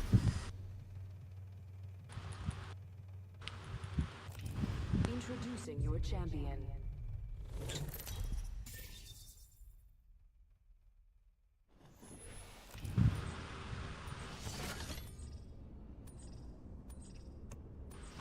Dude, I don't even know the last time I played this fucking map, bro. What the fuck? No, you're playing me and Homeboy. Let's go over there. Because we were running around killing everyone the one night. Maybe this dude's just rage cheating, bro. That'd be pretty cool. Yeah, why can't we get the rage cheater on our team for once? That'd be pretty sick.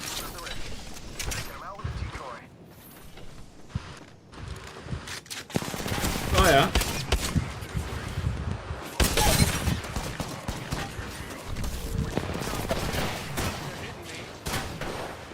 There's not getting. I got one on the door. Res. No.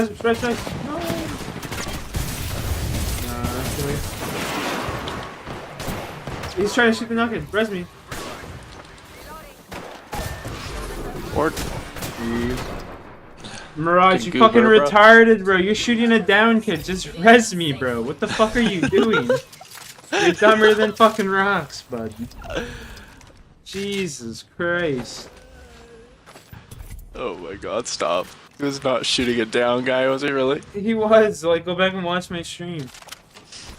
Was he trying to get like an armor swap, or? He's trying to shoot the kid's knock.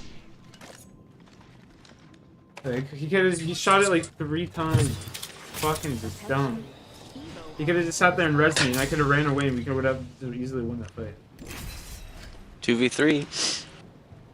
I had the door held for as long as I could, too. I know, I was on the door holding it too.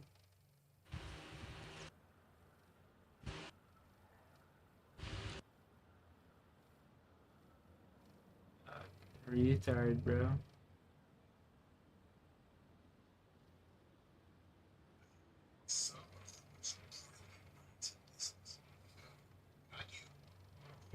And then, like, he just, like, leaves me to die right there, too, bro.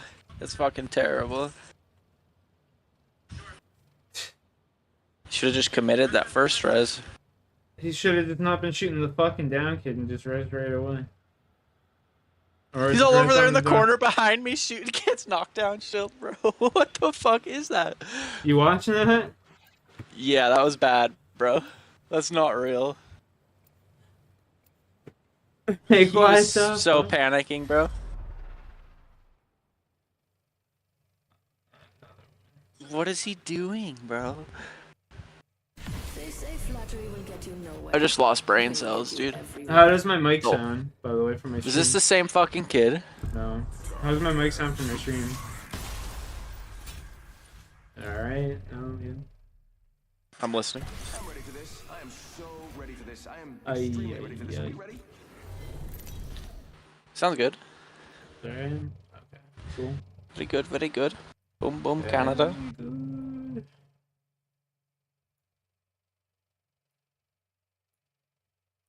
Some of you are.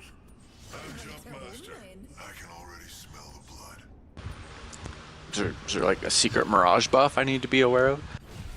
This is just the man, apparently. Use your mirages. Or don't. Sorry. Why would you want to confuse the enemy? Dude, if I land on another Eva, I might have to just fucking rage. Reloading. Sending out my decoy.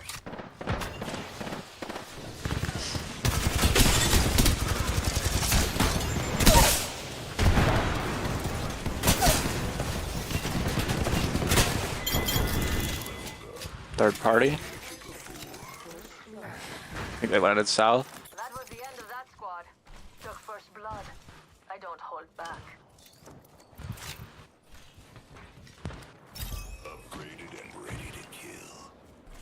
I'm going to push these kids. Beginning ring countdown.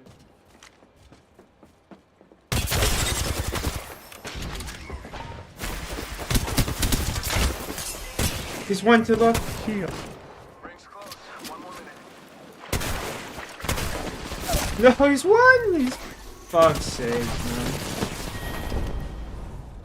You did good, kid. Like literally, like I'm pretty sure I've seen kids pull off moves like that.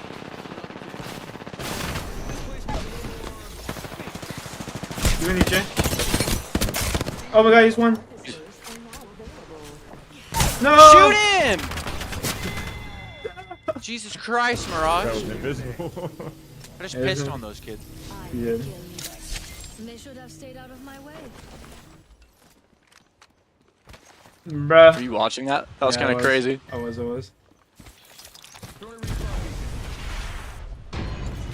To be fair, I didn't know where that kid went, Jay. I didn't either. You saw that? I was like, Yeah. looking around. I thought he went up the stairs, bro. Dude, that's so I didn't really know where that kid went. So when he died, I was just like, oh shit, he's right in front of you, invisible. What the fuck? Outplayed. 86 damage. That can't be me. There's no fucking shot. I was gonna say 400. The student has become the master. All right, who's taking my shit?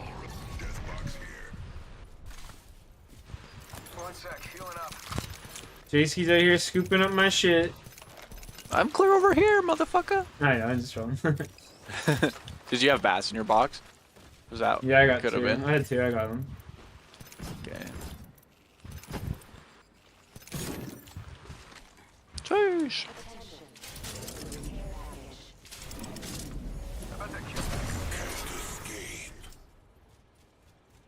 Cheating ass fucking console kid.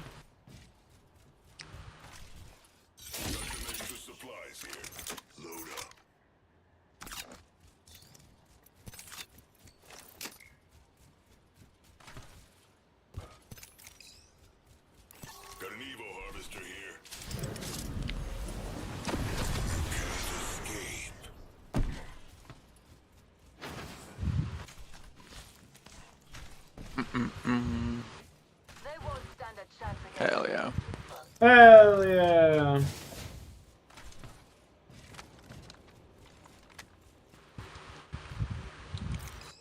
We're gonna win, bro. Every time you say that, we lose. Because this fucking, look at their teammate here. He's gone, bro.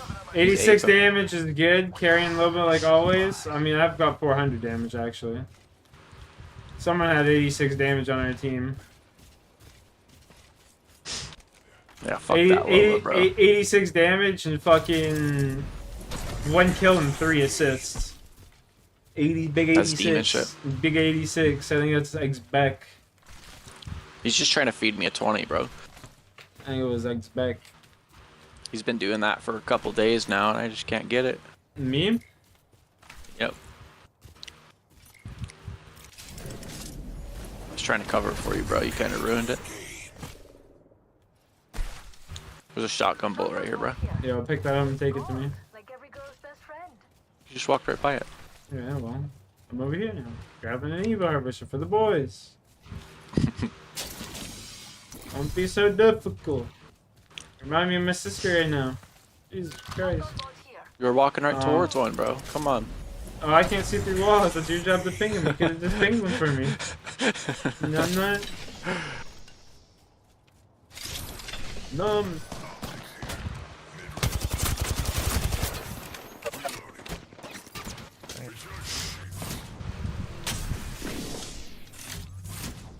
Oh, he used his one ballistic Q already. Yeah, ping him.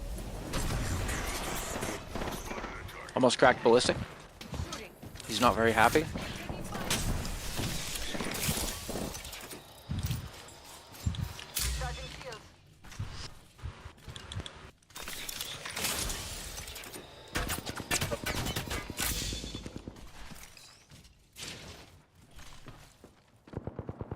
One's close. One's close.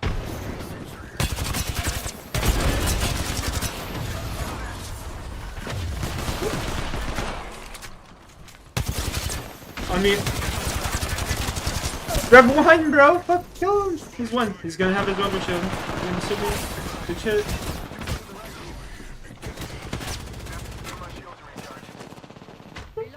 The resin. Fuck, man. Oh my god, I'm playing so dog shit today, Jay. One's on the stairs here coming up. Don't run, pussy.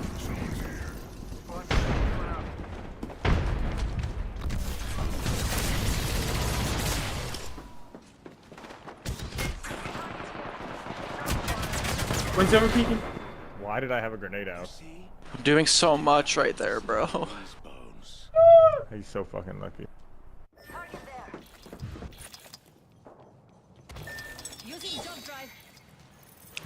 I don't think he hit a single shot on that rev, bro. All I'm gonna say is I did a lot of damage to that kid. That's all I'm not saying you did. I was just keeping the other two from pushing you. Thought you were gonna win your one there. Raj, so I team shooting that fucking rev, and I don't think he hit a single bullet while I was shooting him. So I cracked his shield and fucking one shot him. 80 plus 45, so 80 plus 40 is 120, 125 plus another 25, 150 plus 4, 159 plus 10 is 169 plus Was he on his ult? 178. I hit him for 178. Yeah, he did all, but like I hit him for 178, including flash. So. What do you have, blue shields?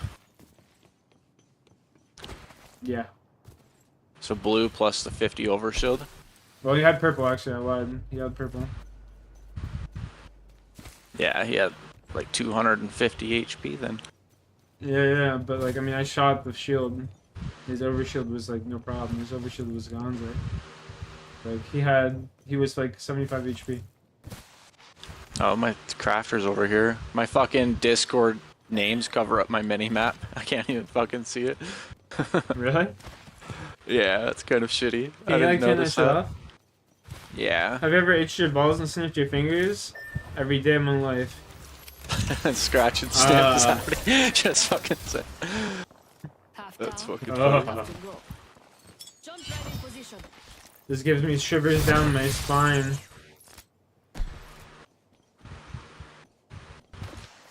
Ooh, piece of candy.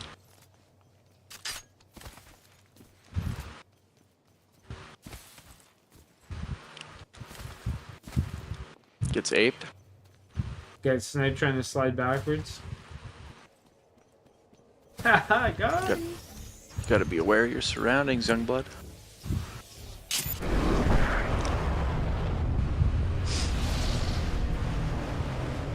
So, 772. I just got ratted on, bro.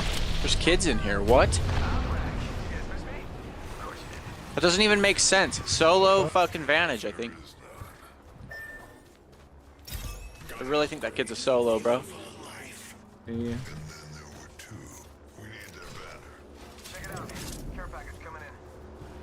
The fuck is Mirage going?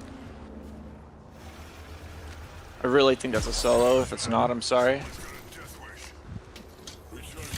But I did not see anyone in there besides this fucking rat piece of shit.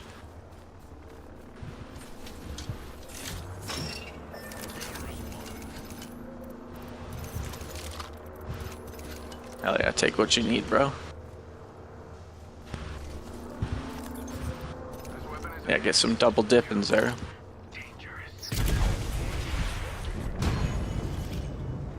Mirage is off in Narnia.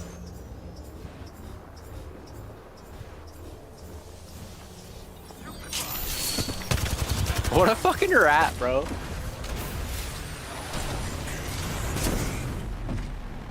Are you on it? Yep. He's in those. Coming. I got him. The poop monster. You died in the poop monster, bud. Dude, I didn't even know he was there. Dude, you died to the fucking poop monster, my guy. Here, Jay. I hate this game. Damn, bro. Did you take the 3 times out of that box or not? I got no 3 times now. Okay. Heavy mag? No, I didn't take like anything other than the heals, honestly. I had like a shotgun bullet, actually. Okay, you died to the fucking poop master, my guy. He's a fucking real poop master. I'll give him that one, bro.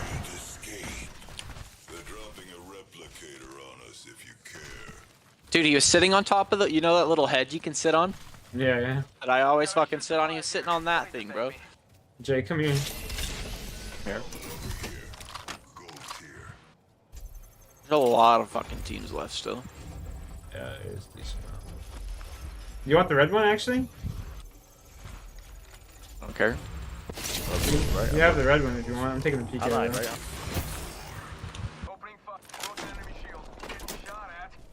Is that working out for you, homeboy? Down one. Oh, he down one.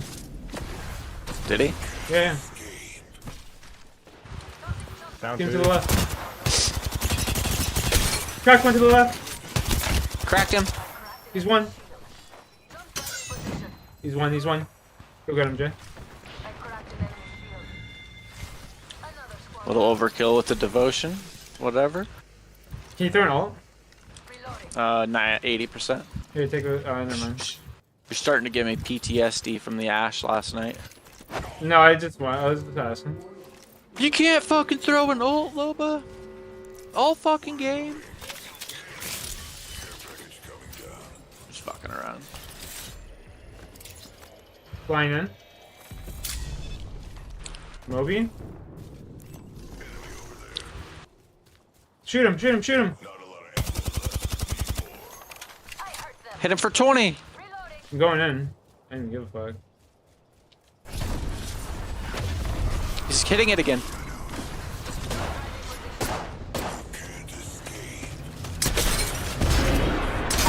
Knock one.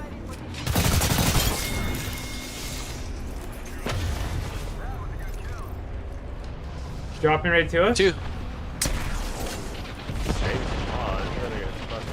Knocked one.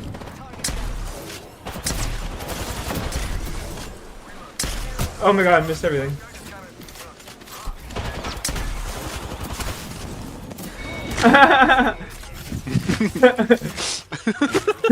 Four squads is done. We're bullying kids, bro. Jesus fucking Christ.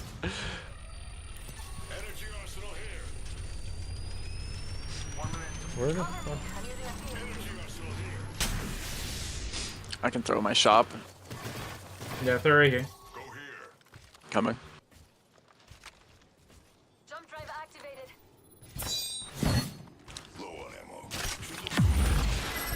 Careful, the poop monster might be lurking. Nah, he dead. This whole thing dead. Fucking the poop monster. What is this kid doing? We've got 30. Hey now, another squad coming in. Decoy escape deployed. Which decoy am I? You gotta hit me. Which decoy am I? Yeah, don't fuck with me, huh? He was playing. He act like I don't exist. I'm getting autism. We're trying to win the game, and we win the game by playing over here. You literally were chasing earlier. Now you're telling me you're trying to win the game. Yeah, it's because we're clearing out our backside over here.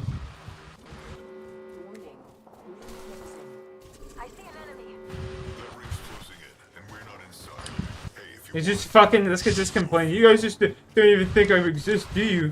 What the fuck? He's the one off in fucking Narnia. On me?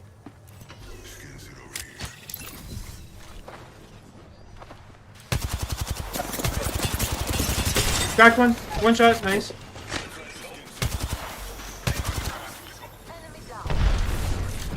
You TP'd, bro. Poop monster!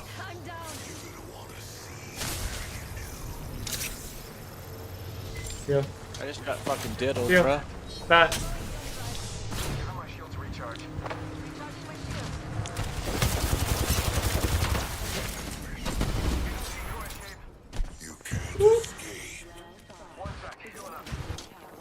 If I die to another fucking Vantage, bro.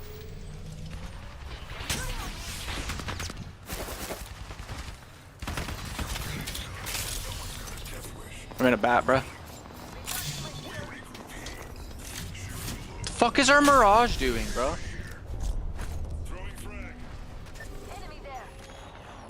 Come with me. Come with me.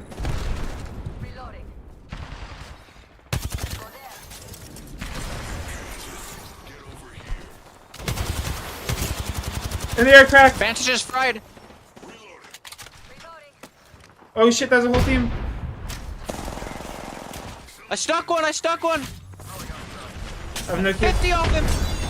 He's coming. I'm standing it, bro. I don't even care. Holding. I'm in this bitch. Mirage is weak. He knocked him. On you, Jake. One. Dead. Outside. Back door. Break it.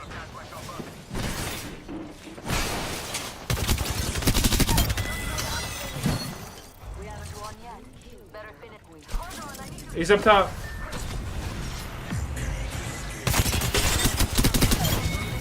Ugh.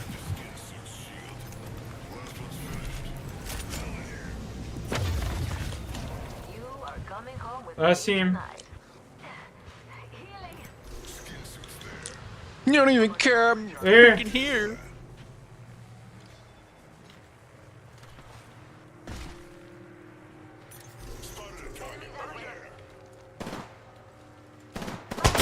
One pitch down, one shot. I'm sending it, bro. I don't even care. Yeah, go.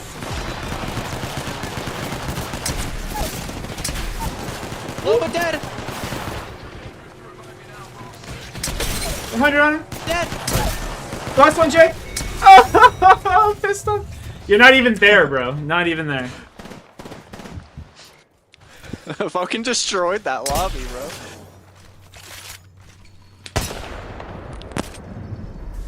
Not even fucking there the whole game, buds.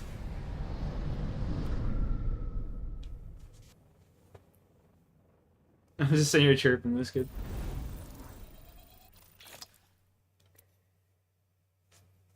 Told you weren't there. Fuck.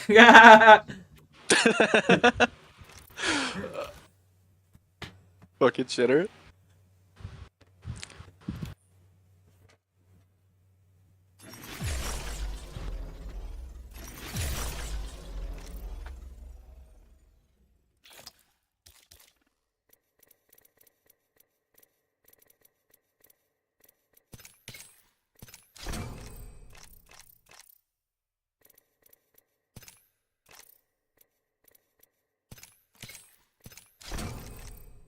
I'll be right back. I'm gonna grab a glass of water.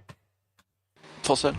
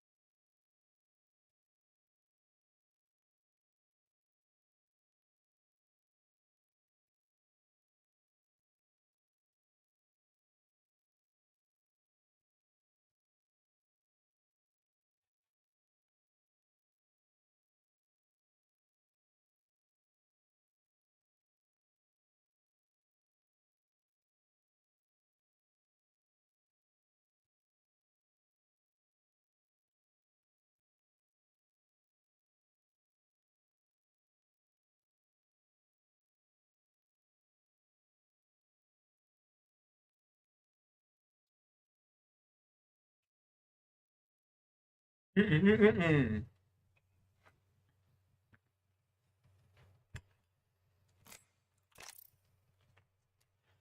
A, bud. Let's go. That was a fun one.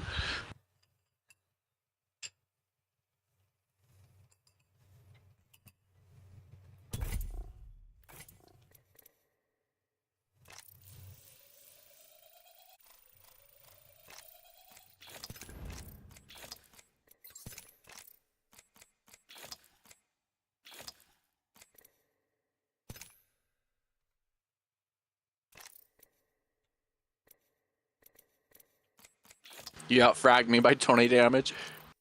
Yep. Gotta maintain dominance. This fucking guy. Dude, we were fragging, bud. I got 7 kills, 5 assists. How about you? 8 kills, 6 assists. Oh boy. Mirage, you guys are playing like I'm not even there. What the fuck's the point of even playing with you? That's why you play with this, bud. You join the clan, bud. You win the game. It's true. You don't listen to the fucking solo on the squad, bro. Like, get a grip, bro. Honestly. You're with a fucking clearly a 2-man, you know what I mean? You play with them. Yeah. I don't know what the logic is with that kid. You're the third to our squad, bud. Don't get that shit twisted. Yeah, exactly. You're on our team. It's true, bro. You don't like it, leave the game, bro.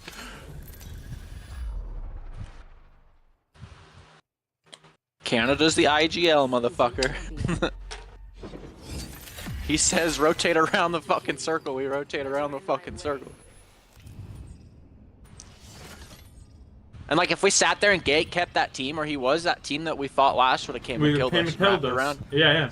Yeah. See, I'm seeing the vision. I'm seeing it.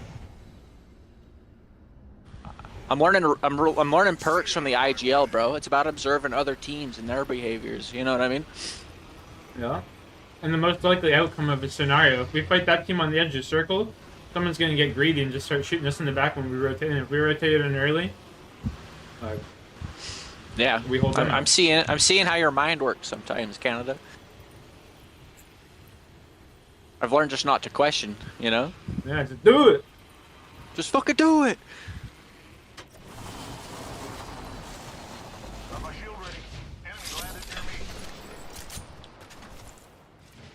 Two teams? Or just the one? One. Kill this kid in the building here.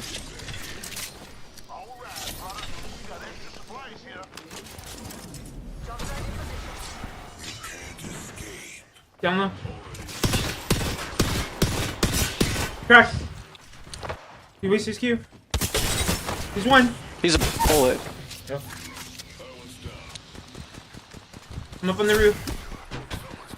I'm healing. Coming over. Cracked one.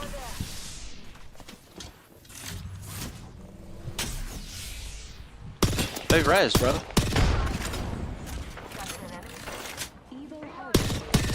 Lifeline weak right here. No, man. I'm dead. Yo, teammate, what are you doing this whole fucking time, you fucking retard, bro? You're just over there looting, you stupid fuck. Like, what the fuck are you doing, you dumb cunt? He's just in his own world. You're fucking stupid, bro. Jesus Christ. Do you kiss your mother with that mouth? You're fucking. You got me dead, bro. This shit's better than a fucking reality TV show, bro. This kid with the donut starts talking shit back, bro. There's no way. Yeah. Fucking retard, man. First of all, he's playing Gibraltar, bro. That's an instant throw. Gibraltar's a good character. Not in this meta. He's a good character. I like. He's got a good character model and is good. Like, this kid's good. Mm-hmm. Does it fit the aping playstyle? It can if you use your bubble aggressively. Fair. That kid's just fucking retarded. I like Toxic Canada. I've unlocked a fucking beast. No, that kid's dumb. That actually pissed me off. Like, we're fighting for our life over here, and this kid's just fucking looting, bro. Like, what? Looting across on the other bridge and shit.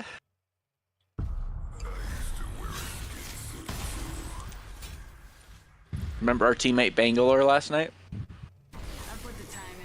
Yeah. I do. Like his name was legit Bangalore. Yeah. Underestimate me and pay the price. If you were to have a pro comp, what would it be? Like, what are your legends you're making your team pick? This is your champion.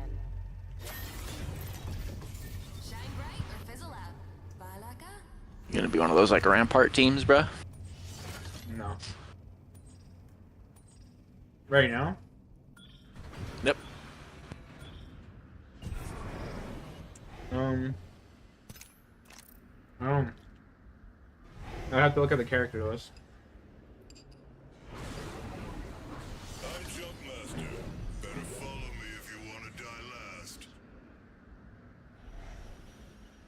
Like I just heard them resing your knock there. I had to push that lifeline, you know?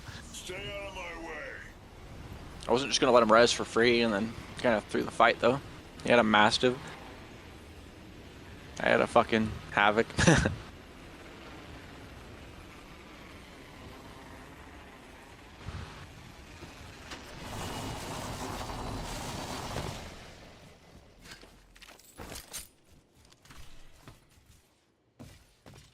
Weapon enhanced. Ain't that ready? Round 1, first blood ring countdown. First blood already. They won't stand a chance against you, beautiful.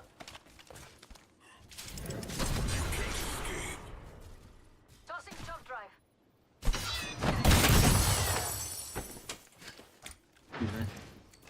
The tickler. You're welcome. Eyes up. Grab position. The champion has been eliminated. Dude, that's One just out of kind 2x4. of that kind of pissed me off. Grab this 2x4. I'm standing on it. Hero harvesters are now available. I can just tell this Bangalore's looking for loot, bro. 3-0. Wings close. The kind.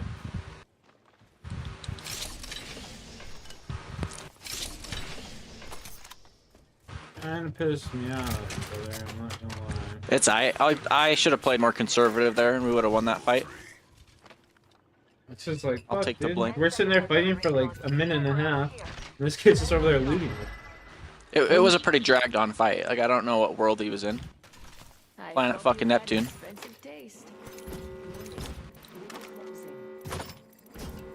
Right.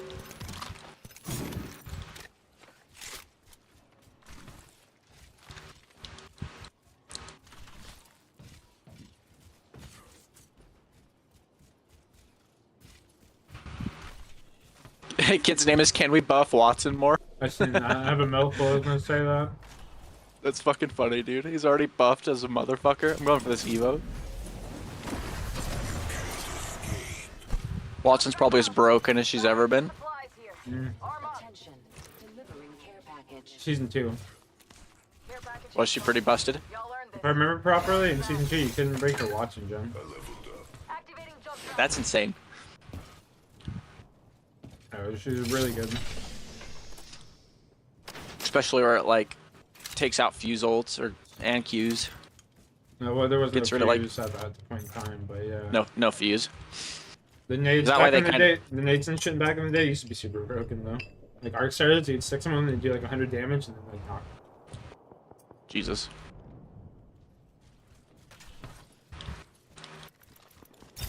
Watch out for Poop Master.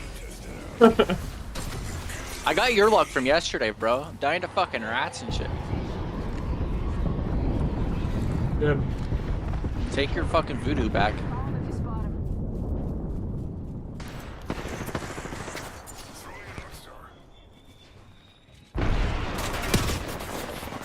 Bro, my teammate climbed up and scared me.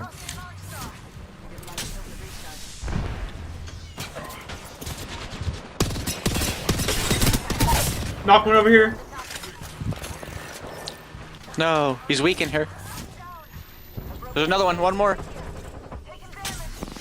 Just heal. He's in the left corner. Right below you.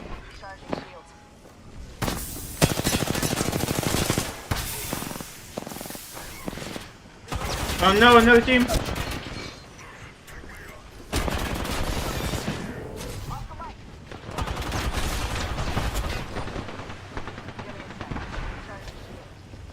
I don't know how Bane got out of that. He's kind of a demon.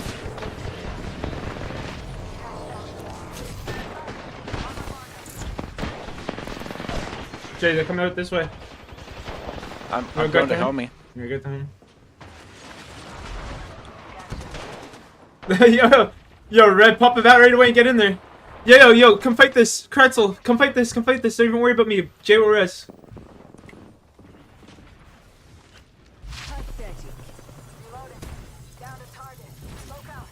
I gotta go help him. They're altering TP out. There's a Rampart Sheila. Whole different team. Knocked Rev. Not.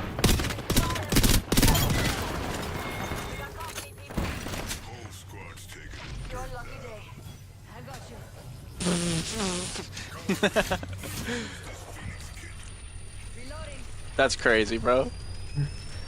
We just reset so beautifully.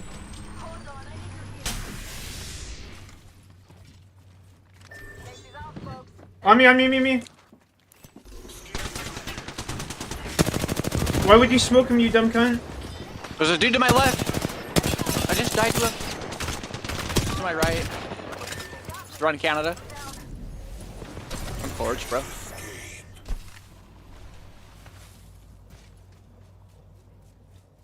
Why would you smoke him there, bro? Fuck, man. I could have killed that kid if it wasn't for this fucking idiot. God damn it, bro. I hate, like... I hate when kids be doing that shit, bro. Like, Blair used to do that shit to me all the time. He'd be smoking the enemy team. Like, fuck, man. They give you PTSD. Like, dude, like, I'm trying to shoot those kids, for fuck's sakes. You're gonna do 10 damage, I'm gonna do 120, you know what I mean? Like, fuck.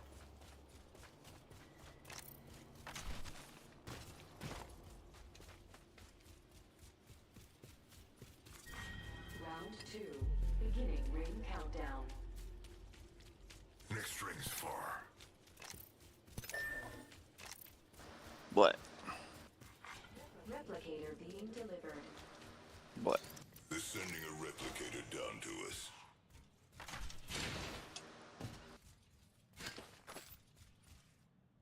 I just tried to another rat, bro. Yeah, better you than me. Kid's just fucking sitting in a corner. Half dead. Time to make some new friends. The tickler. The tickler. Don't you ever compare me to that fucking bum. Ooh. That was sick. Ooh. That was sick, bro.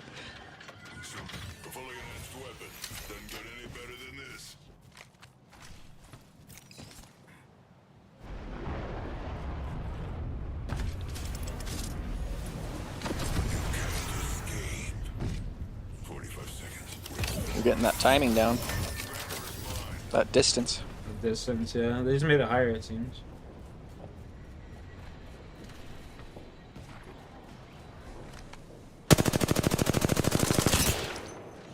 You know, I had like 5 bullets right there on my screen. No, I missed. Honestly. Spectator lag.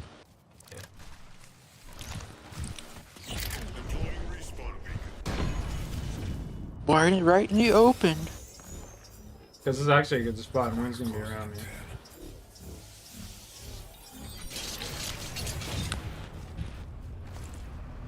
This motherfucking Jace could just be popping them anywhere and everywhere.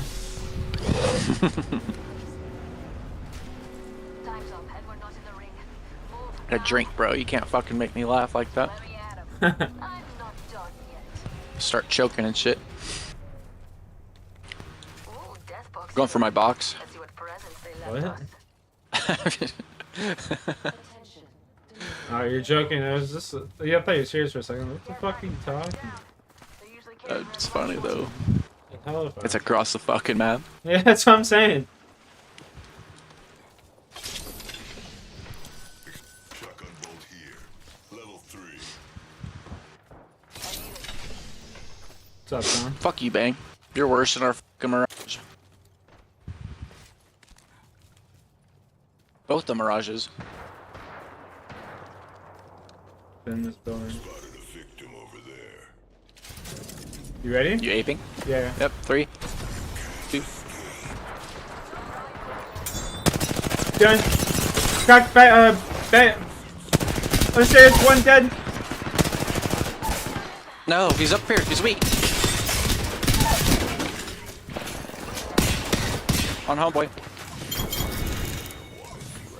Woo! I'm dropping my arm and just take this armor and swap it with the thing. Alright? Take it.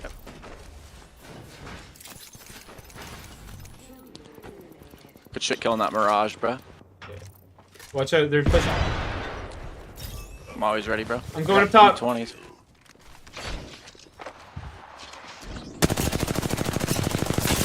Crack one. There's Sparrow jumping out on you. Cracked another dead. Cracked another one. Dude, Dropping on you, weak. Get in there. No. He's weak. He's so weak. Brother. This kid, man. Give my shields a recharge. Oh, bro, I just did like 500 damage. He wins these, bro. You just gotta trust. No, he's not. Give my shields a recharge.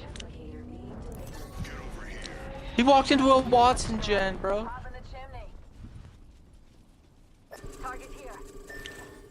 Why am I bleeding out so fast? He's been knocked so many times. But I got rezzed. Does that not refresh it? No, if you get down, you just toast. Every time you get knocked, it lowers the respawn fucking timer. Bruh. Bruh. Upgraded and ready to fight to the death. J-Ski. Saw, dude. Fucking born ready, bro. Born ready, yeah. Cause I was born this way. That fucking Watson on their team has 100 damage.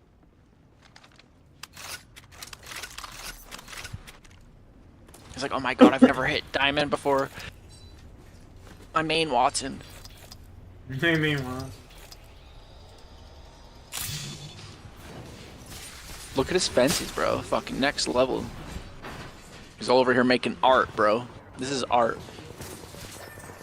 Oh, Kega. What are you doing outside and underneath, you fucking idiot? Yeah, shoot the Mirage, homeboy. That's it. You watching a different team. I think so. I'm just watching Salt Nasty. No, it's a different team.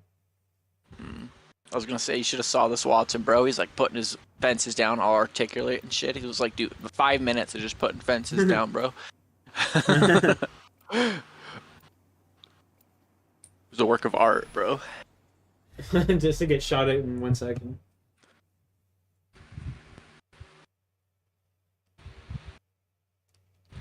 Time to dig up some gold.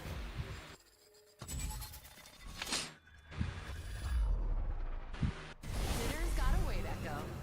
We're up. Vantage. Bro, like right there, I fucking knocked their Pathfinder or whatever, Mirage, whatever it was. Like, we should... I chased that Watson down trying to save your ass and got shot in my side. And then Bangalore's chilling on the second floor. Yeah, they're not doing nothing. If he came down the stairs, he kills that Watson 1v1. Fuck, dude, if he just peeks outside the door that he was hiding behind up on the top floor, he could have fucking killed the Sparrow with me. He would have had 2 knocked and I would have still been alive. Wouldn't have had to drop. But alas... Oh boy is retarded. Land over here. Fuck. I went light. I'll be there.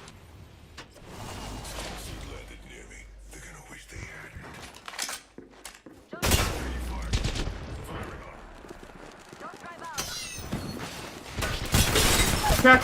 Two of them! Crack two of them!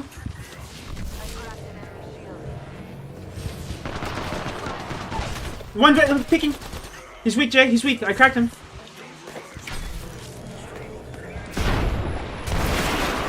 Downstairs. Nice. Two dead. Res.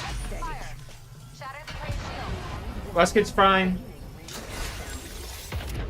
Right here.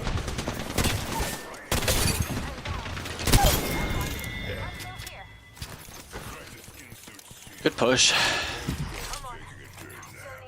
Yes, sir. Good plays, Jay.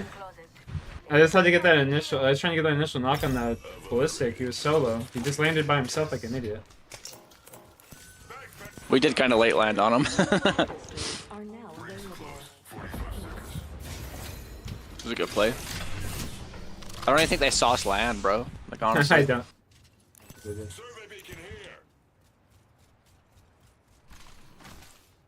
Don't go good either.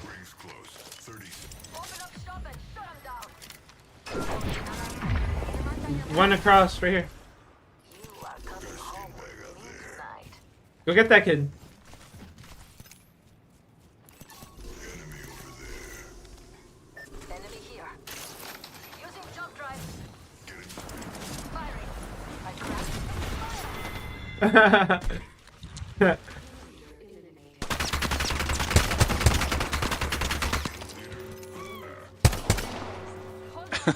You can't be some too. You're like.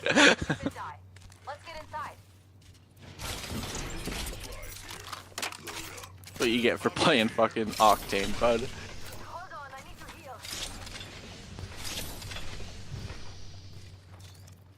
Fucking Loba Q's on me and shit. Revenant fucking jumping over in that bitch. The teammate finally comes over.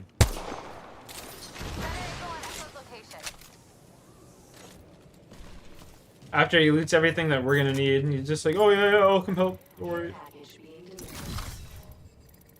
Care package on the way. I like the sound of that. Bro, I got 3 Altic cells. You're pretty much gonna be an ult all game, bro. Holy shit. Yeah. Extended heavy mag here. Level 3. I take them the exit 10. Mark them on your map. Third party if we take the zip, bro. Yep. There's gonna be a third party too. Come on, Vantage. They're chasing a solo right into another team. So there's 3 teams. Friendly?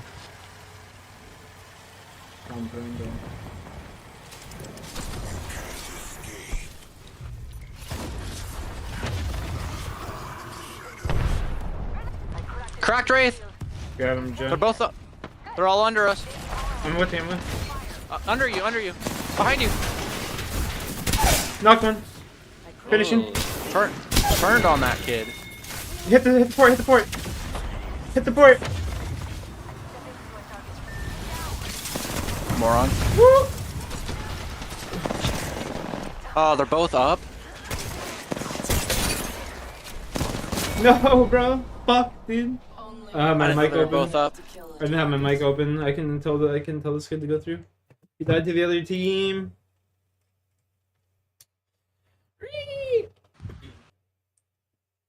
Alright, brother. I'm gonna go grind moons. Yeah, bro. GG's. Thanks for playing. Thanks for the invite. Thank you. It was fun. Have a good time. How many more days? How many more days of this split do we got? Like 14. 14 days. Oh my god, Masters push. We're pretty close, bro. You just hit D3. Yeah. I'm 54 in. I'm gonna be gone tomorrow night. That's right. Till Tuesday. That's right. So I miss Kings. Fucking do some solo grinding on. Yeah, I'll have to catch up. I'm at 666. D3. I'll solo queue and catch up. Full send. We'll make it, bro. You really want to. I got this new setup and it's reinvigorated my passion. Demon shit, bro. Yo, appreciate you, bro, Jay. go enjoy. Appreciate you, bro. I'm gonna go bug Chris. You have a good night. You too, brother. Peace. Peace.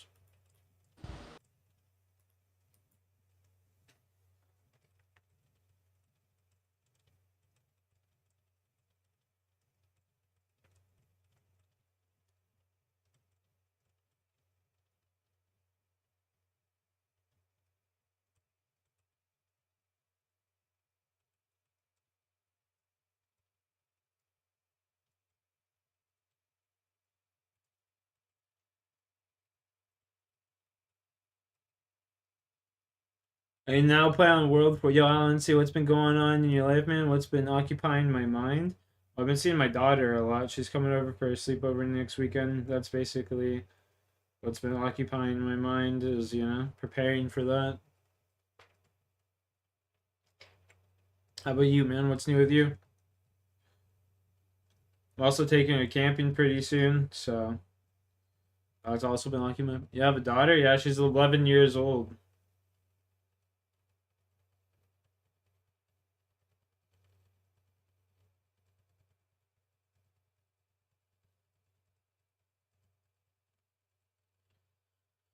Wait, how old am I? I'm 27, turning 28.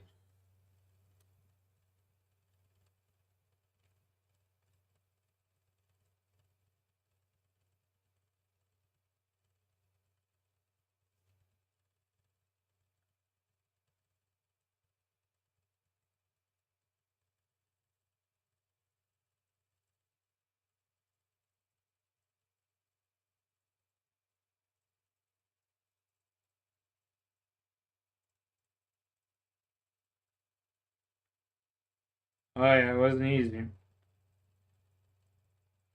It wasn't fucking easy, my guy.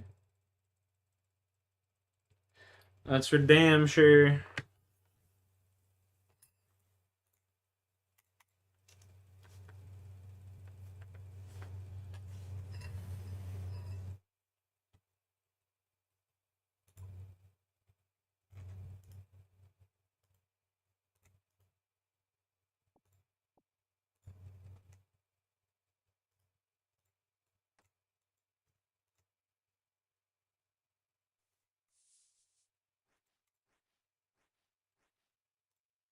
Definitely wasn't easy, you know, trying to maintain a relationship with the mother and all that shit. Just like, you know, it's hard. And too much for a little kid to handle.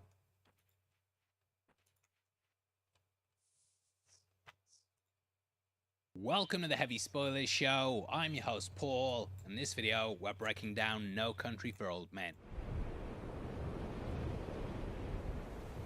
It's a film that I think is one of the best from this side of the millennium, and it's a movie that's stuck with me since the very first time I saw it. Based on the book of the same name, there's a lot to talk about with the film. Now, we actually have done a big in-depth breakdown on the film before. That was an expansive, in-depth analysis in which we went through the film scene by scene. Never watched it. Numerous editors, spent a lot of time writing and recording it, and then a bit of a snag popped up. Paramount said we weren't allowed to use any footage from the film and then ended up striking the channel, which was frustrating because at the time the movie was free on YouTube, so it wasn't like we were harming its revenue. Obviously we pushed back, and as a workaround they said we could use still images instead. So we did a complete re-edit from the ground up and turned every clip to an image. I had to pay for the editors again, spend days going through it, and in the end I think the video is pretty crap. I've never been proud of it, and it's just like 50 minutes of a slideshow. That's what actually pushed me into moving to camera, because if the videos mainly are footage, a studio can't say they own it. So I've decided to go back through the movie and remake the video with our updated setup. I hope you enjoy it, and with that out of the way, let's get into No Country for Old Men. The coin don't have no say. It's just you. Now, upon starting it up, I was instantly reminded about one of the coolest things that the film does. That is, that there's next to no music. Well, except that bit, but other than that, the soundtrack's stripped away, which gives the movie a more realistic feel. In real life, we're not walking around with the soundtrack behind us, and it gives the film a feeling of authenticity. At points, you feel like a fly on the wall, and it just adds to the overall atmosphere. Now at its core, what I think makes this movie so unforgettable is Anton Chigurh, who's played expertly by Javier Bardem. This was an actor I'd never seen before this film, but within 5 minutes, he was burned into my brain. You can see his influence stretching out from this movie, and it's easy to see why they cast him for Skyfall. Bardem cuts a cold and ruthless figure in the film, and we begin with him being arrested. Over the top of this, we hear the voice of Sheriff Bell, who's played by none other than Tommy Lee Jones, who refuses to sanction Chigurh's buffoonery. Now throughout the film, Bell basically represents the old ways and how much change can seem terrifying. You hit a point where you feel you can't keep up with the world, and thus there's a detachment that forces you to step back. Bell often talks about how things were done in the past, with the future providing some scary unknowns. It's something that's constantly relevant, and even I get scared of like these AI hosts who look sexier than me, and even sound less robotic. Throughout the opening though, he recounts how in the olden days, sheriffs didn't even carry guns. This is something he somewhat does as well, as when we see them investigating Llewellyn's house, there's a little bit about how he doesn't have his. What about yours? I'm hiding behind you. This ends up being something he goes back on though when he gets to the motel. Bell ends up pulling his gun, and this is him finally accepting this new world. He almost encounters death and likely decides it's too much, and then realizes it's time to retire. Bell represents the idea of a past filled with morality and ethics who's unsure how to operate in this new world, which seemingly doesn't have any. His life was a small town where everybody knew everyone and people would show empathy and kindness. Now he's in the age of the serial killer and cartels who'll kill just to prove a point. On the opposite side of Bell is Anton Chigurh, who represents chaos, violence and death. We'll talk about him more as we get into the video, but this pair are very much opposite sides of the same coin. Coins play a big part in the film, and there's this emphasis on the dichotomy of law and order versus chaos and illegality. Get those moons, broken moon, blood moon, don't matter, Jazz and 7. This is hammered home in a scene in the trailer which takes place at different points in the film. Chigurh sees himself reflected in the TV, Jazz, which you're is trash. trash. Bell does as well. The pair both Not as good as my Raptors, milk, not even and close. Together, they're sat in the exact same spot. However, Bell's reflections refracted, which symbolically carries a lot of meaning. This shows that he doesn't quite recognize the world he's now looking at, and this movie is very much about his failure. In the end, he decides to retire, which is because there's no country for old men. He said it! He said it! Nah, but the book itself, it's very much Bell's story, and yeah, each chapter begins with his narration. Throughout it, we also learn of his past, which I definitely think helps to flesh out his character. In it, we discover he served in the Second World War, and one night had a transformative moment. Bell's unit was attacked by the Germans, and in the end, he fled to save himself. Throughout the book, he wrestles with the guilt of this, and struggles to deal with the men that died while he ran away. To make up for this, he became a sheriff, which would be his way of protecting people. In the end, Bell ends up retiring because he realizes he can no longer do that. Bell sees himself as being unfit for the job and unable to make a difference in these vastly changing times. I always like to hear about the old timers. This is because he likes to hear about that imagined past in which things were seemingly better. It also highlights how he views himself as someone out of time. He thinks he would have been better then, but he's been dealt the hand to live in a time where the world's getting worse. He wonders how they would have handled these days, but I think that speaks to his character. Bell himself is really an old-timer who's stuck wondering this because he finds himself stuck here. He's wondering how these people would have handled it so he can inform himself what he should do. It's masterful dialogue that lets you know of his predicament and how he feels out of time. Now from this point, he rattles off a story about a man he caught who assaulted and killed a 14-year-old girl. Bell at one point tried to understand why he did it, but he says, I don't know what to make of that. It shows that he's out of his depth and unable to comprehend the psychopathy that's rampant in the world. The book touches upon this too, with the character saying it's not about what he'd have to do, it's about what he'd have to become. In order to beat Chigurh, he'd have to become him, and it's not something he's willing to do. He even remarks that he doesn't want to put his chips down and bet against something he doesn't understand. Bets are a big part of the film too, with the coin flip being an incredible scene. Beyond that though, there's other 50-50 bets with Bell that you might not have noticed. But you can bet, we'll talk about them in just a bet. Again though, it's about how these older figures can't handle the way the world's changed, as they can't comprehend what they see. You know, if you'd have told me 20 years ago, I'd see children walking the streets of our Texas towns with green hair. Obviously, you know, that stuff's commonplace now, but back then, people thought it was ending society. Jump forward to the present, Kind of and is. we all have things that we see where we probably think that's the downfall of the world right there. The old man yells at cloud meme, yeah, that's gonna forever be relevant. Now, the title itself comes from a poem called Sailing to Motherfuckers Byzantium, walking inside in created their by pajamas W.B. and Yeats. shit. The poem is about a Drives me man insane. who's sailing to Byzantium to try and find a way to stop being old, which you can see in Bell with the idea of staying up to date and being relevant with what's going on. Ultimately, though, this is a folly, and Bell realizes he just can't keep up. Either way, it's in this opening that we meet Shiger, who's then shoved into the back of a police car. Now, huge shoutouts to Logos Made Flesh, who did a brilliant breakdown discussing the figure. They said something that's truly changed my perspective, and that is the design of Shiger himself. The YouTuber theorized that Shiger is the personification of death, with the character taking somewhat inspiration for his depiction in the Seventh Seal. Shiger's hair could create what almost resembles a hood, and this ill-fitting cut makes his face seem more square. Beyond that though, the Seventh Seal has notable characteristics of the Grim Reaper, which Shiger also follows. The Reaper carries a scythe, which is a tool used on farms, whereas Shiger carries a cattle gun, which is used on farms with cattle. The Seventh Seal also has Death playing chess with a knight. This is the latter gambling for his life and trying to beat death. In the film, we see Shiger taunting that man with a coin flip in which the outcome will determine his fate. Again, gambling is life. Huge shout out to them for seeing these similarities, and to me, Shiger sees himself as a vessel of fate. He seemingly does things that are random acts of violence. However, when you think about it, to him they're not random. He very much blames his victims for making choices in life that put them on a path which led to him. He sees himself as delivering fate to those that were unlucky enough to cross his path. If the rule you followed, brudged of this, of what use was the rule? To me, this is exemplified in two big moments in which Anton's targets escape with their lives. The first of these is, of course, the shopkeeper in that coin scene. Anton flips the coin to see this guy's fate, and the coin basically tells him his fate's that he should live. Coin flips are something that are often used to make decisions, and I have to admit, I've done it a lot too. Whenever there's something that I just can't decide on, I tend to flip a coin to try and help with the decision.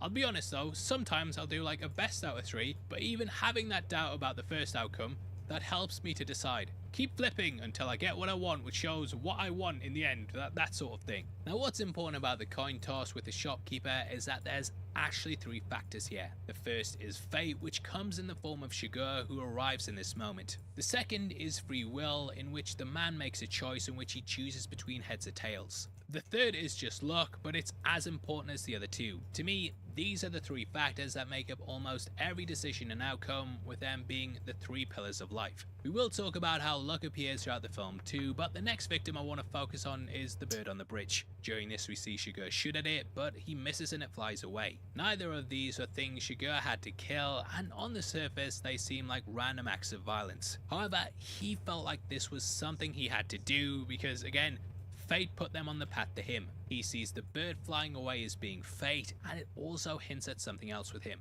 You see, Shiger's not the perfect killer, and though he has this belief, he's subject to it too. Driving away at the end, he gets hit with a car, which is fate itself coming after him. It shows that he's still victim to the random chaos that is life, and isn't this invincible instrument. Anton's idea of fate has become a code to him though, which he believes justifies his actions. This has given him power over life and death, and he believes he's acting for a higher power. As Carla Jean says though, the coin don't have no say. It's just you.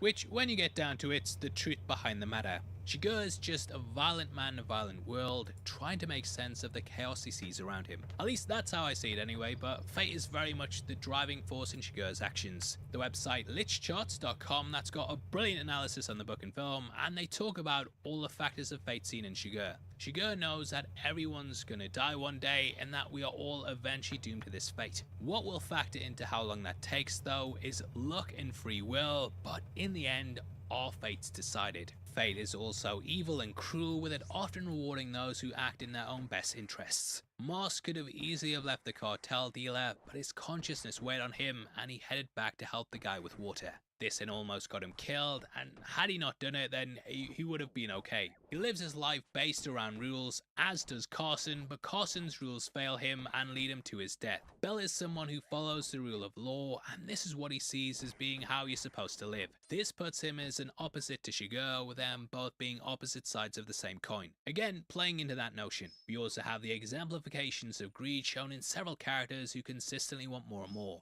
Moss could have easily have ditched the money, but instead he ended up losing it all. There's also the group he buys the jacket from, who keep demanding more for the beer. Lastly are the kids on the bike, and as Anton walks away we can hear them fighting over the money. I think this is why Shiger is kind of above them, because he doesn't really want the money for himself. He returns it rather than being greedy, and thus doesn't pay a cost. Now, we begin with Shiger being shoved in the back of the car after being pulled over. In the narration, we hear the names of several sheriffs who actually existed in real life. Jim Scarborough never carried one, that's the younger Jim. Gaston Borkins wouldn't wear one up in Comanche County. These again are real life figures from the time, with the pair being sheriffs of the counties where the movie takes place. Now the year itself is 1980, which we get confirmed at multiple points. The date on the coin is 1958, and we discover that it's travelled for 22 years. June 5th, 1980s, on the Southwestern Bell phone bill that Shiger looks at, and Carla Jean's mother's grave has the year on it too. Thus, we kinda get the tone for the film, and this was a time in which serial killers seemed to be on the rise. Figures like Ted Bundy were garnering headlines just 2 years prior, and it seemed like there was an epidemic. Even today, we're fascinated with all that as well. Due to DNA though and surveillance, killers are a lot easier to track and imprison. Back then, no one really knew which person was hiding a monster behind their face. There was a lot more mystery and fear, and we're still getting documentaries on the people from that time to this day. Murder is something we see from the off, with Shiger also representing this. Strangling an officer, we see his boots scrape the floor, leaving thick black marks that demonstrate the struggle. Shiger does this mercilessly though, and is completely cold and compassionless. That's always stuck with me, seeing those boots on the floor, and even if I scrape my own boots, I'm like, oh, no country for old men. Business Insider, they actually carried out an investigation in 2018 in which they had a group of psychiatrists studying films. This was in order to identify psychopathic characters, with Shiger coming out as being the most accurate. He's clearly unfeeling and adept at killing, which we see demonstrated in how he moves. Shiger shifts and rotates with the sheriff, and this means that he can't get a foothold. All it leaves is the marks on the floor, which are a chilling reminder of what's just happened.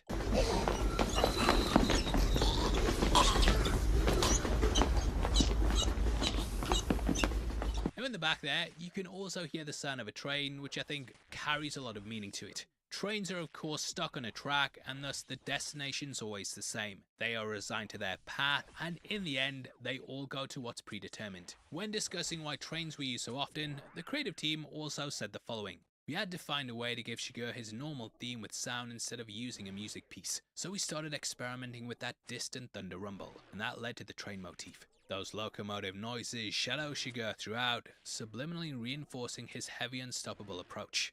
The idea was Shiger's a force that comes and goes, and like the fate he represents, he's on the wind. He's like the wind. I move these as well because it do my head in. Now at this point, he takes the police car and pulls someone over.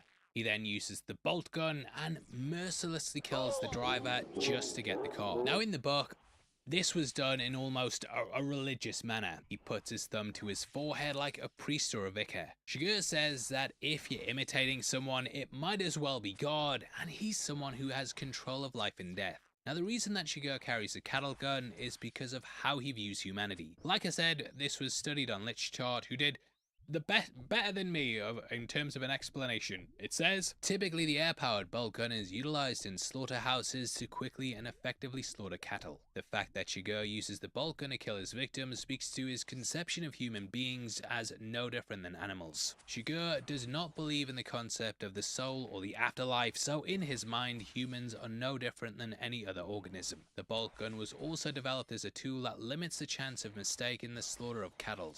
In the old days, individuals would use sledgehammers, but this old method left plenty of room for error. Because Shiger's goal is to deliver death quickly and effectively without any room for error, the bolt gun provides the most effective means to carry out his mission. The bolt gun is also an immensely pragmatic tool Shiger uses to gain entrance to homes, businesses and motels. So all around, it's the perfect weapon for him, and this idea of cattle's exemplified in the victim here. He simply herded out the car and let Shiger kill him without any protest. chest. The guy doesn't ask why he's not in uniform, he doesn't try and move away when he starts acting weird, doesn't ask why he's being made to hit the thumbs up, he just lets him put it to his head and then coldly kill him. It shows how complicit people become in the face of authority and how little questions they ask because they think someone else is in charge. Now, an opposite to this is Moss, who's a guy that won't go with the crowd. This is exemplified in his first scene in which we see him hunting. This puts him in a dominant position in which he's a predator picking off his prey. Like Shiger, he's able to kill quote-unquote animals too, but his shot doesn't deal a killing blow. Instead, it allows his target to escape and it limps away, leaving a trail of blood. This foreshadows what happens later on when Shiger and Moss finally have a shootout. Moss manages to shoot Shiger and he limps away, leaving a trail of blood. Now, it's once he notices another trail that he sees a dog limping off, and at this point, fate comes into play. Well, fate, luck, free will, and so on, but either way, he stumbles across a drug deal gone wrong. It's luck that caused him to not deal a killing blow, and it was then that fate led him to this point. The look of the blood trail and showed him the site, and it was fate from this point that caused him to get involved. Now, another thing I love about this film is that we often just see the aftermath of a shootout. This is very much the case with the cartel, and it also happens in the case of Moss. Shiger stumbles across his body towards the end, which reflects the well in here coming across the cartel. Now, one of the trucks, he finds one of them alive, and this is something that stays on his mind. Though he takes the money and could easily be gone, he decides to go back and help him. It's very much the saying, no good deed goes unpunished, but in the end, it does extend his life. You see, the money itself had a tracking device, so Shiger would have simply showed up to his trailer. Llewellyn's free will made him choose to go and give the water, which then changed his fate. As luck would have it, he managed to escape, though fate eventually caught him in the end. Now from here he goes and looks for the last man standing, who we see sat under a tree. Moss holds up his watch and the time's 20 to 12ish. Bit of useless trivia, but they shot this scene at the time so that the shadows would appear like how they do in real life. Also saves them having to wind up the watch. Under the tree, Moss gets the briefcase, which is an Easter egg for Coen Brother fans. This is the same one that appeared in Fargo, which I might do a breakdown on the channel at some point. I did say that on the last video, but I've got the 4K now, so maybe one day. Let me know if I should do it. Any comment to boost engagement? How's your day going as well? Write that too. Opening it up, we see stacks of $100 bills, which is important for what we learn later on. When Llewellyn discovers the tracking device, we can see this is inside $1 bills. This was so that if that got tossed away, the loss wouldn't be too bad. Putting a tracking device in also shows how suspicious the cartel was and that they were expecting things to go wrong. However, this paranoia might have been what made the deal go south, as we do know they did indeed bring the drugs. So yeah, the money was there, the drugs were there, should have been a simple exchange in which everyone just subscribed. Can't be that easy. Either way, Moss returns home, and on the TV, you can hear the characters saying this. My place is wrong. Love how they mention a bad hiding spot after he's just placed the money under the trailer. This is the film Flight to Tangier, which itself is about characters looking for $3 million. Liar!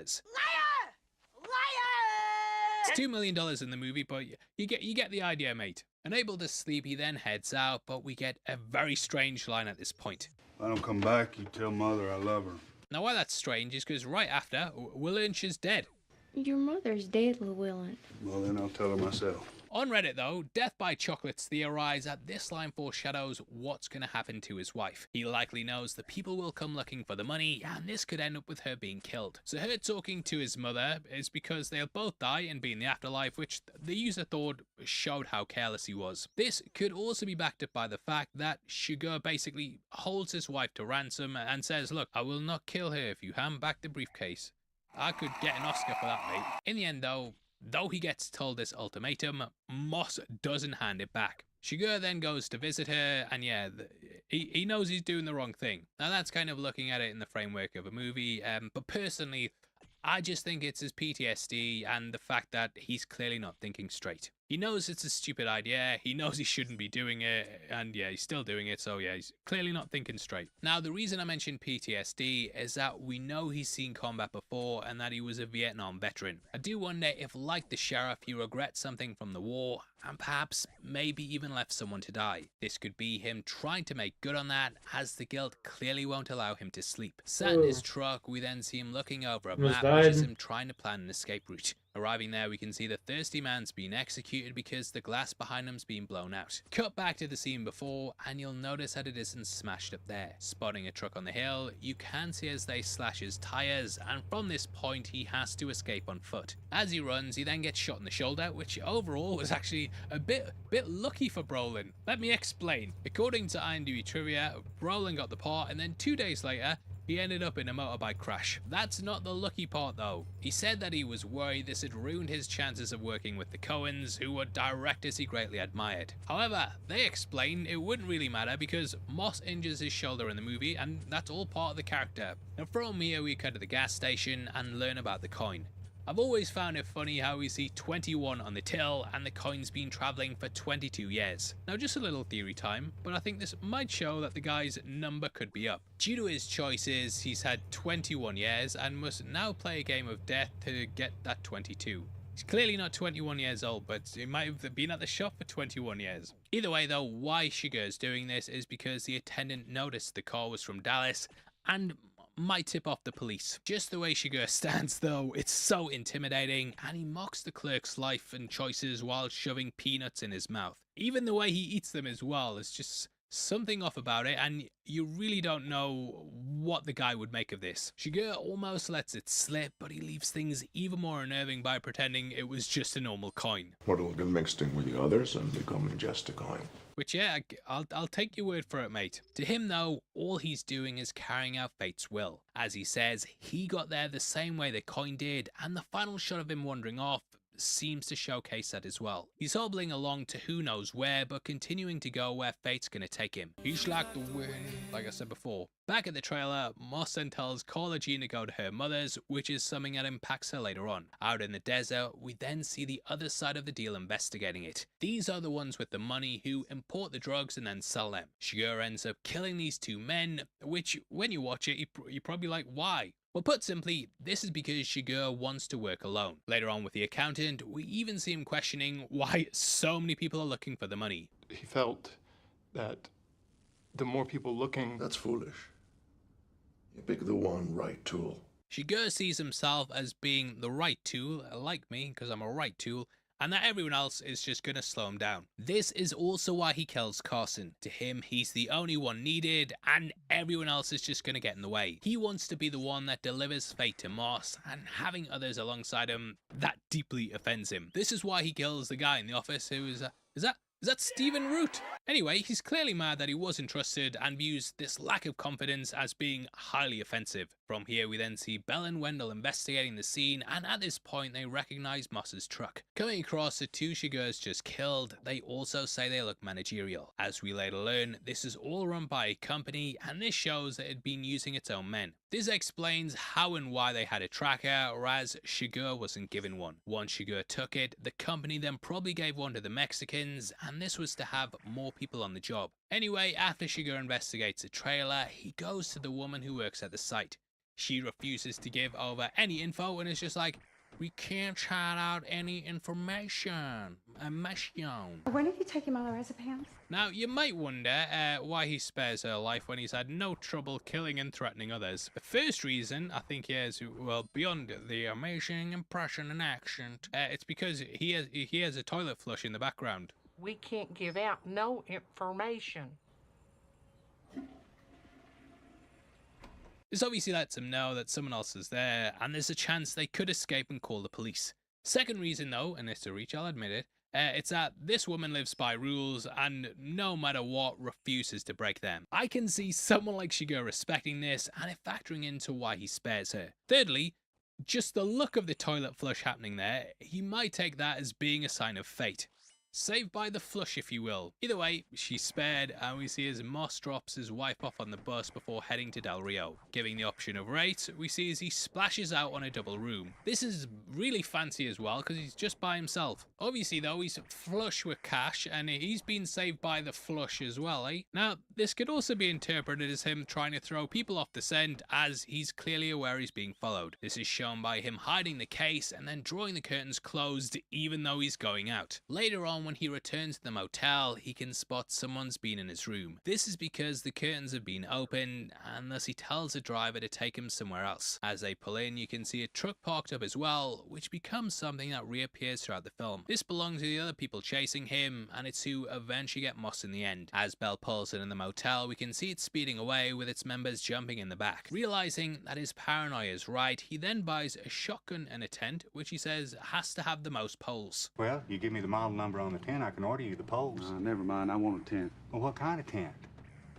Kind with most poles. This is so that he can fish out the briefcase using the poles to reach into the vent. So he's smart, that's why he needs the most poles. He also buys another room so he can stay close to the money. Pulling out a map of the motel, he insists on getting 38. Even though the one next door to him is 2 double beds, he doesn't have to walk around the compound. This is because 38 is the one directly to the back of him, and it means he can listen in if anyone comes looking for him. Obvious stuff, but you know, I just thought we would put that in there because we're being as thorough.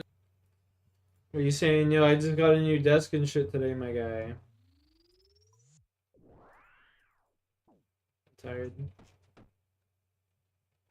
Not much, bro. I was gonna play zombies this weekend with you, but like, fuck, dude. Just wasn't feeling it. Yo, what's up?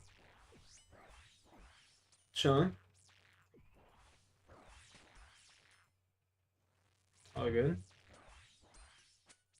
Chilling. So I can stream and playing some games. What are you up to?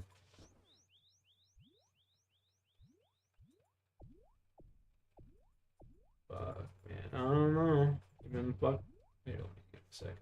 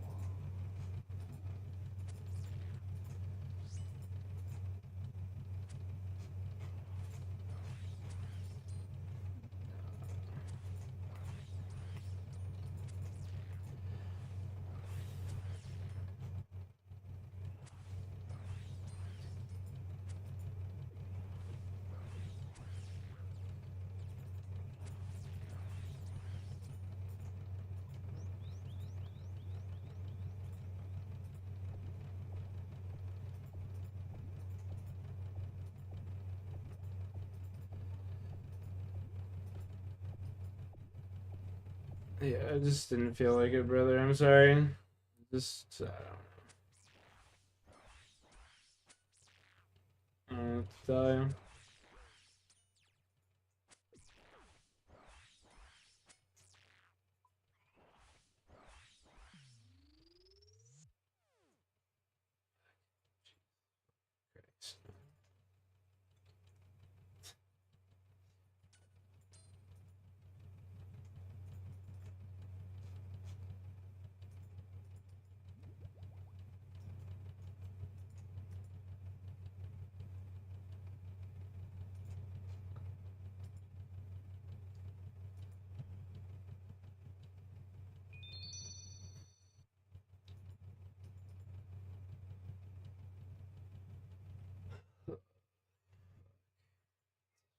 Ridiculous.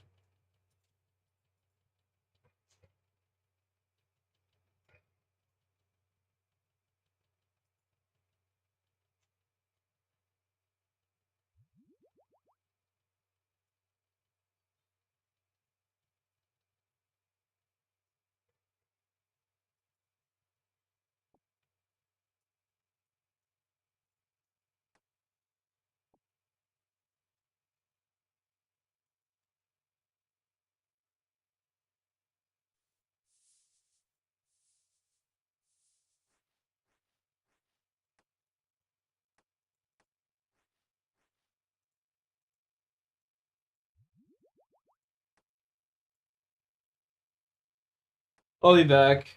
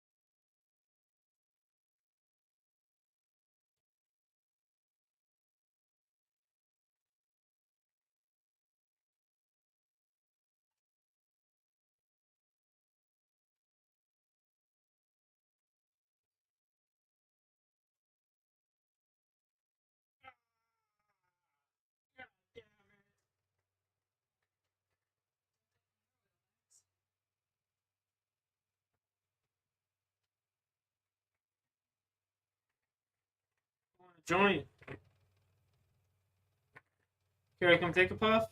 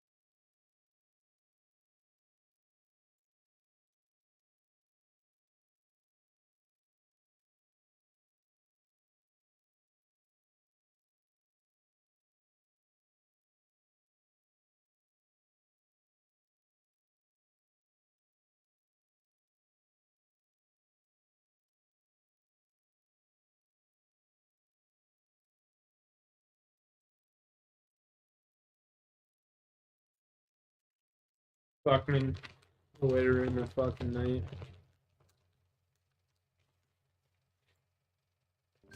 Beep, beep. Stage 1 with 30 lives. Escape from the sinking city. Hey, that sounds epic. Oh my god, the water's coming. Feel like I was punished for going too fast right there, not gonna lie. That was cool. Wow, that was close. Cook even though you don't want to? Damn. Love cooking. Oh.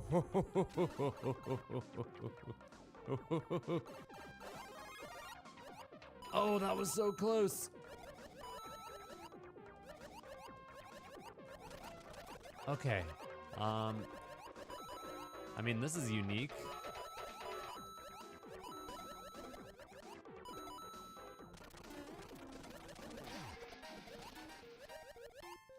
Get me out of here. Yes, checkpoint. Yes, P-switch door. Yes. Oh, that reset the water.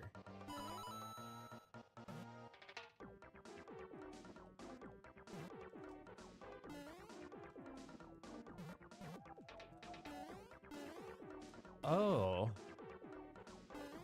Huh.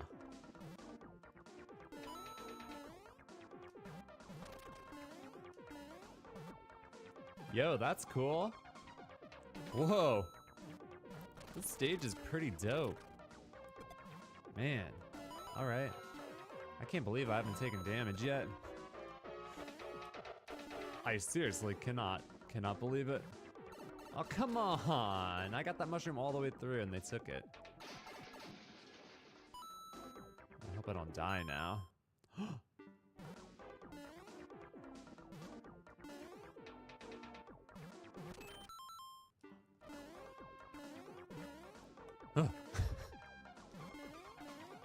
Oh my god, go! What?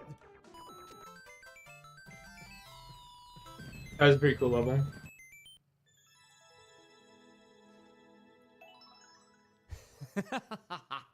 Okay.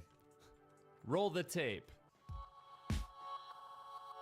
I just received disturbing news that some of you out there are not protected on the internet. Unacceptable, especially when NordVPN is so affordable, is so easy to use.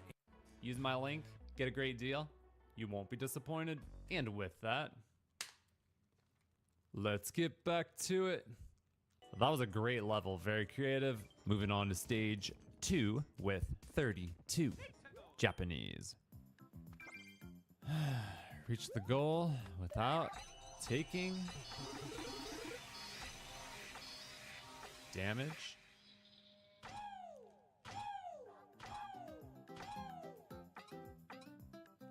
Oh, damn. Big jump. Yeah, sponsor block. Yeah, it's huge. Also shortens the videos a little bit. What's my... Oh, that guy. Wait, no. What do I do? YOLO? Whoa. Whoa, dude. What the? He doesn't move. He does not move.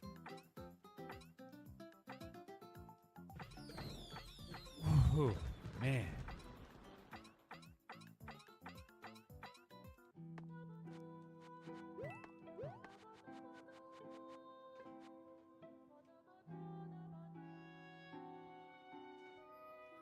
All that clutch. All that clutch. And I don't even know where you're supposed to go still. Maybe big YOLO jump again. Oh, there it is. That's it. I was right there. Damn, that's rude. Moving on to stage 3 with 29 Bouncin' Bowser by The Cheese. The Canadian cheese. All right, Bowser, let's go, dude. You're coming with me, big boy. Hey. Cool. Checkpoint. Oh, Bouncing Bowser number 2.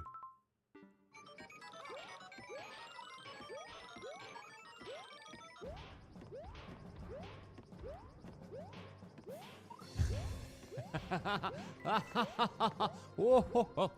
Hey. Bowser? Bowser, get your ass down there, dude. Get your ass down there. Bowser? Bowser, you better listen to me. Dude. Ugh, come on, you freaking idiot. Damn it. Get down there. Bowser. Bowser. Oh, he's being such a wiener. There we go. There we go. Finally. My God. Checkpoint number 2.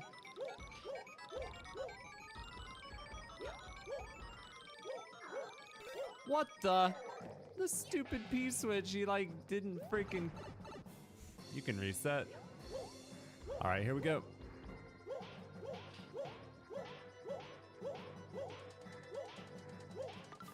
No, crap. Damn it. What the? Come on. Come on, get up there. There we go.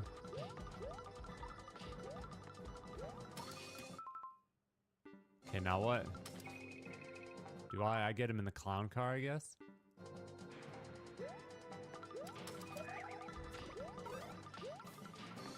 I lost my helmet.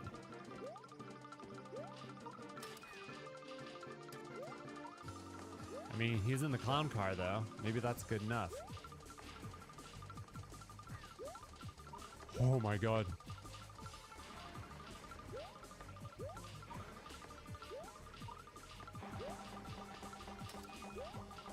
That seemed a little unfair. Oh, I can go back down and reset, right? Yep. Got him. And I got the helmet. So, let's try to keep it. Because I think it's going to help a lot. Oh boy. Oh, that was close.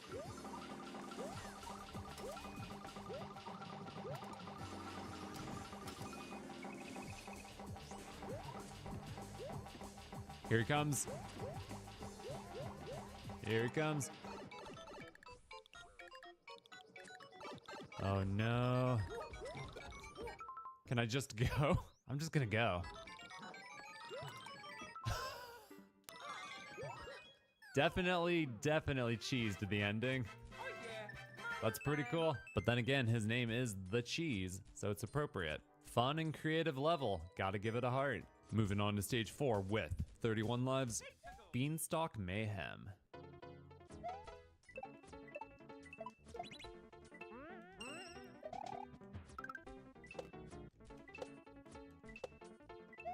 Nice.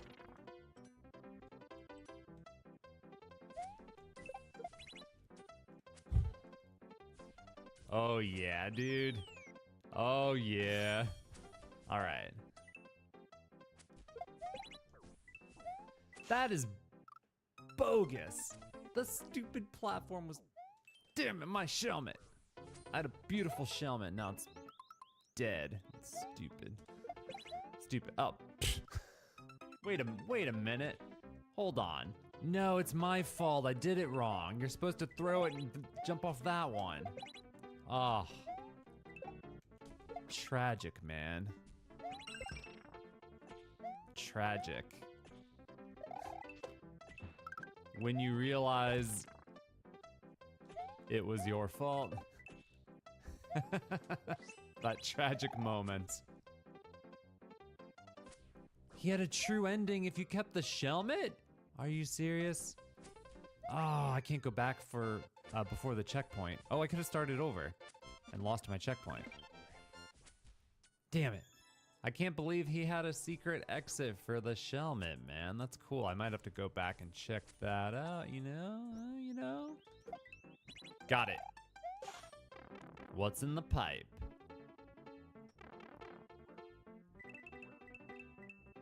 Oh no. Eat.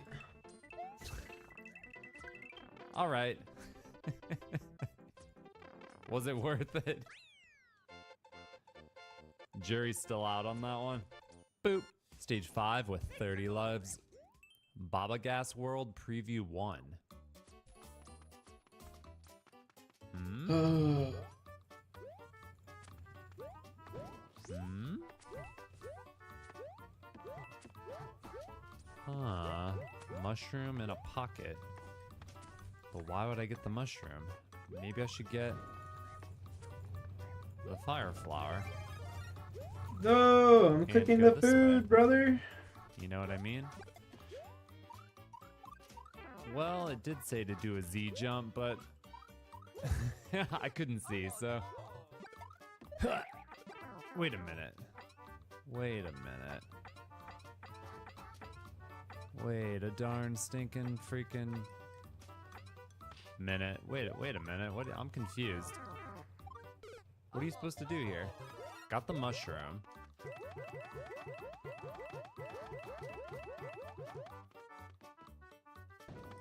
Gonna try something. Hold on. Want the triple jump, but it's really hard to do because of the freaking thing. Yeah, this freaking thing. But it's possible. It is possible. It's really hard. Ah, I missed it. Let me try going. Oh, you're going up? Oh, you're going up here? What the heck? Really? What the? There's a switch somewhere? Oh, no. Baba Gas World, based on the preview, I don't know, dog. I don't know. Go fast. Just go fast. Damn it. Up, up. Ground pound cancel. What? Oh, I triggered the, or I activated a switch. Oh no. Oh no, I'm screwed. And then that must be where you get the P switch. That's how you get back. That jump is hard. Nope. Nope. Nope. Ah, God. What? This jump. It's like I can't reach or I hit the damn piranha plant. But I know you can do it. I did it once. You definitely need to go fast. You gotta get that. You gotta get that like on spawn. The spike top. You know? Yeah, so you gotta be fast. So it's like there you go. That's it. One ground pound cancel to that guy. And then okay, now maybe you're forced to take, oh no, you go underneath here. Underneath. Crap, I screwed up. Oh, that wasn't bad. Okay, that was bad. That was bad. That was, wait, no. Wait a minute. Jump, jump, ground pound cancel, spin, right here. Get the switch, going underneath, do big jumps so it doesn't dip too low. And then you're positioned, and then somehow it seems like they want you to get up there without. P switch is active. And then you ride this guy.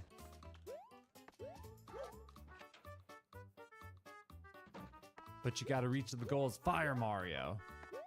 You can't take any damage. And he's got a weird face at the end. Oh. So the only way to pull this off is to do a really tight ground pound cancel up to the bridge.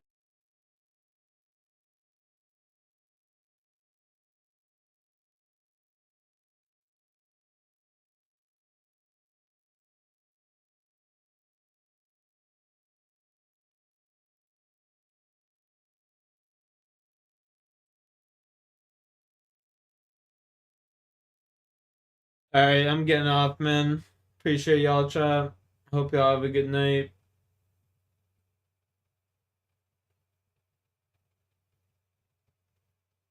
Peace.